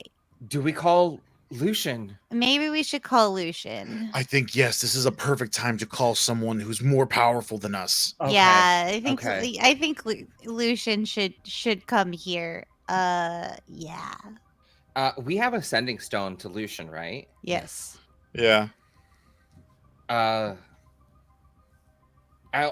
flick my hand and mage hand it the stone from our bag to me, and immediately call it and say, Dean, Lucian, this is Zindark from Circle Magoo. We need you. Please come to our room immediately. This is not a drill. You hear a response.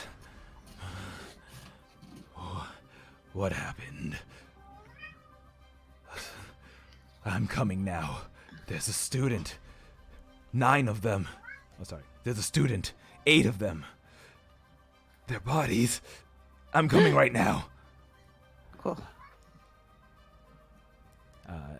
And almost like it's like it takes a few moments where the door bursts open and you see some shadows escape as Lucian runs in there, about to say something, stops and looks at this gigantic scar that's that's in the air itself. What in the nine is that? We don't know. We don't know. We don't know. All we know is Radamon gave Kievon a crystal rose, and we really wanted to touch it, and we were taken over with this sense of euphoria, and we were and like Ink starts like tearing up. It's like we just don't know what to do. And all of our classmates just keep going missing. It's all right. It's all right. And you see he awkwardly walks over and goes to put his hand on his shoulder, but he does have this awkwardness to you, but he looks worried himself as he does. Leave. Go downstairs to the first hall. Don't make any turns. Go straight there. I'll handle this. Hurry. I'll find Kievon. I promise. Go. We can't lose you too. We'll be fine. This scar has to be closed. He pops out, and it's something out of his cloak, like a white liquid shimmering with gold, as it begins to pour it in a circle around the scar. Go now, please. You can't be around while this happens. This is. I'm going to start etching runes, hex-breaking runes, in a circle around him, or attempt to. He looks over at you. Zendark, no, this isn't that kind of hex. Nothing you can handle. Come on, let us help you. No, please. I will not lose anyone else. This is a scar done by someone from the Nine Hells. This goes far beyond a simple hex. It's from Radaman, the harbinger of chaos. He looks at you when you say this. Mother Nine. Know the evil you are facing. And The red rose spells doom. And I'll point to the crystal, like at the table across the way. That was his poison gift. Go to the first hall and find the headmistress.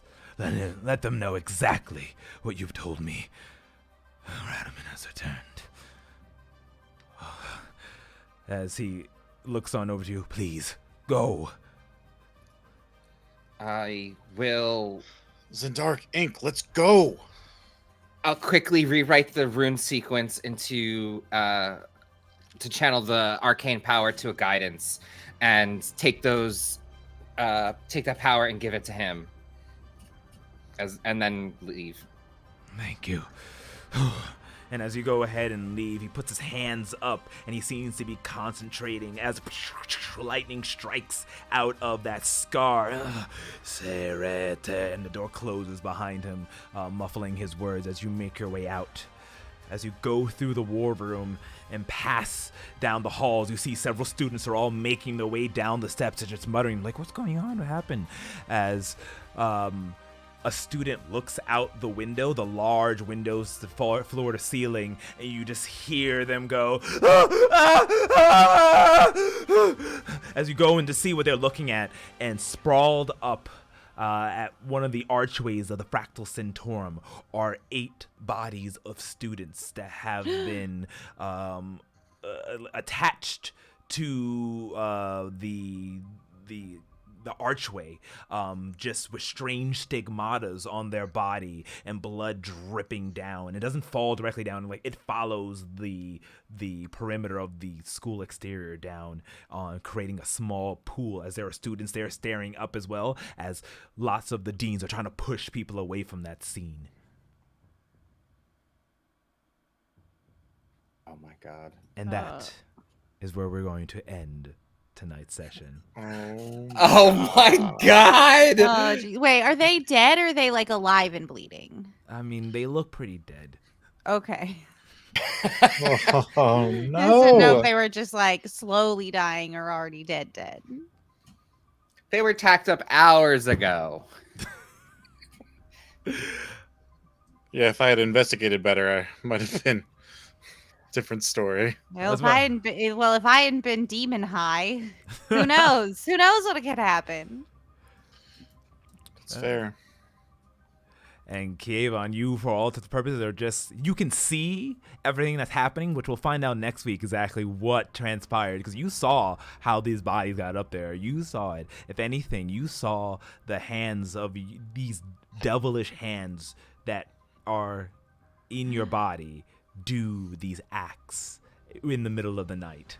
But we will wind the clock for that next time.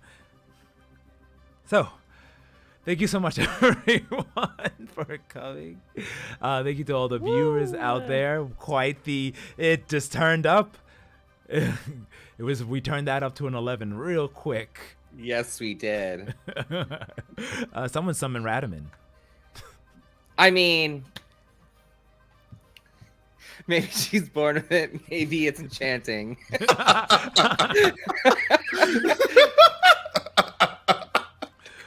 Mistakes were made. Mistakes were made. Before we go, and I would say probably the mid-season finale panel, the ultimate episode to our big mid-season, which has been working up to, will be next week. So definitely stuff is gonna go down. Why don't we find out who you all are and where we can find you? Let's start out with Adam. Geez, you can find me in a rolling sense of despair and confusion. I'm Adam Mays. I'm one half of the Pun Brother duo. You can find me on the Pun Brothers on TikTok, or always send an email to thepunbrothers@gmail.com. Awesome. And Rachel, where can we find you?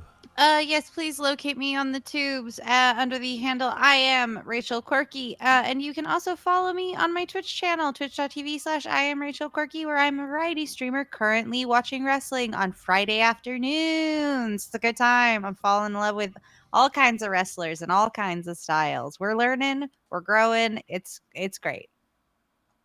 Awesome. And from our very own directors, we'll start off with Travis. Where can we find you and all your stuff? Oh, I am your resident enchanter, Zendark. You can catch me here on Sundays today and Mondays where I DM. We have the Radiant Citadel in the evenings, 7 p.m. to 10 p.m. Eastern Standard Time. And come check us out tomorrow where we're going to close out our arc. Our first arc on the first mini arc. Awesome. And last but certainly not least, the amazing Zektown. Zeki. What's up, everybody? It's your boy Zektown.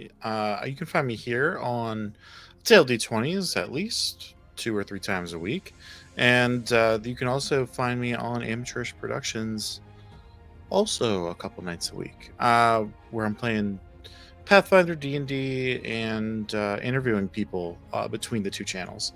So always a ton of fun. And check me out tomorrow with Travis's Radiant Citadel game. I'll be playing my favorite elf, Ranger.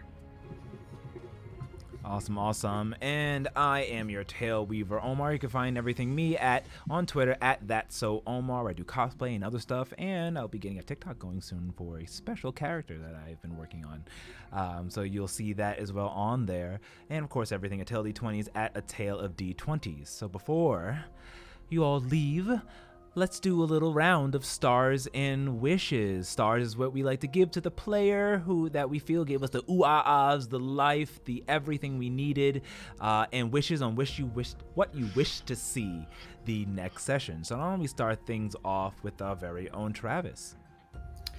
I will give my I'll give my star to Zeki for leading us into battle and setting the tone. I know, Adam, we joked that you set the tone, but ultimately Zeki popped off in his martial art class and also kept a level head in the cool chaos of Radaman. So good job. And My wish for next time is time to add spells to my spell book. I feel like I need to add knock. I feel like I need to add dispel. I feel like I need to. Well, dispel I can't get yet. Got it. Zeki, thoughts. Oh, stars and Thoughts. wishes. Thoughts and prayers. My thoughts and prayers. for the There's children episode. on the wall. Thoughts and prayers. You I know. would love to give my thoughts. He's to- already dead. Yeah, right. To all of the students, no. I'll give my star to Kievon. He got it. I'll set the stage and took charge of that situation. I thought that really got us moving and kind of brought the tension up where it needed to be for that second half of this session today. And so, Adam, you get that. And then I think for my wish, I want to know, is Kievon one of those 8 students? And if not, where is he? Excellent. No. Ink, Rachel, your star and Uh, wish. I would like to give my star to Zendaric Travis for thinking of wearing athletic gear to go do our Battlemancy class. Because I love a fashion moment. I That was love to good. talk about outfits that we're wearing. So that's my star. And my wish is that we find out where Kievon is. Honestly, that's my wish. Was what happened. Oh no. Oh no. Ooh, and last but not least, Adam Kievon, your star and your wish. How the fuck you gonna ask us for stars and wishes after traumatizing us like this? He put on the But- nice music though. Yeah, I Oh yeah, nice you music. did put on the nice music. That's true. Okay, well in that case, I already had an idea of what my star was gonna be halfway through the session. It's got to go to Zeki. It's got to go to the one and only Sully for a knife fight. That knife fight was so intense. I was on the edge of my seat the whole time.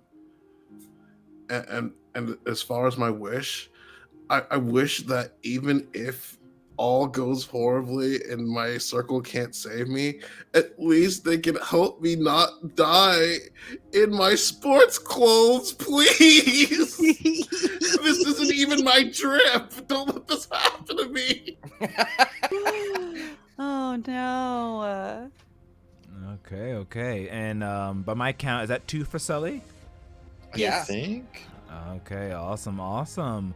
So, I will, just because I feel it was really good, I would like to also give my star, and this will actually be a draw, so you both will get it, to Travis, because I really appreciated that scene of teleporting and then doing all that and flourishing. I wish I had cool anime music to play, but I didn't. So I figure since you guys wanted to go first, I was like, how am I gonna I was like, how am I gonna one up this? And then I forgot I had my Misty stuff, so I thought that was pretty cool. But yeah, very impressive. So I will give both of you, Zeki and Travis, stars for next week, because you're gonna need it anyway.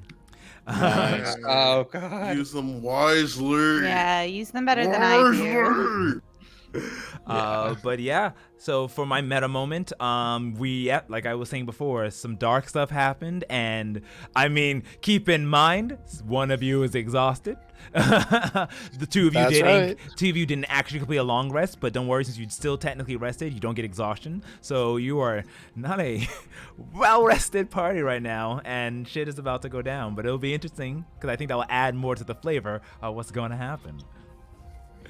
But as always, thanking everyone for coming. Thank you for all those who followed us today. Robbie Hoodie 27, awesome, first time in chat and following us, awesome. Thank you so much. We appreciate and love the love that you share.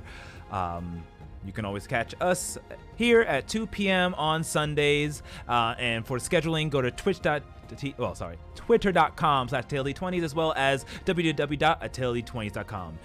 Remember that we are an affiliate with Fantasy Grounds, so if you wish to play in a great VTT that's a lot of fun, go to fantasygrounds.com or click that link below in our Twitch channel. That will get you straight over there. And of course, the music that you hear was none other done by both Dark Fantasy Studios, the amazing Jan Rosa, who brings us the feel. I love their work. And of course, a AteliD20's original, like this one you're listening to now.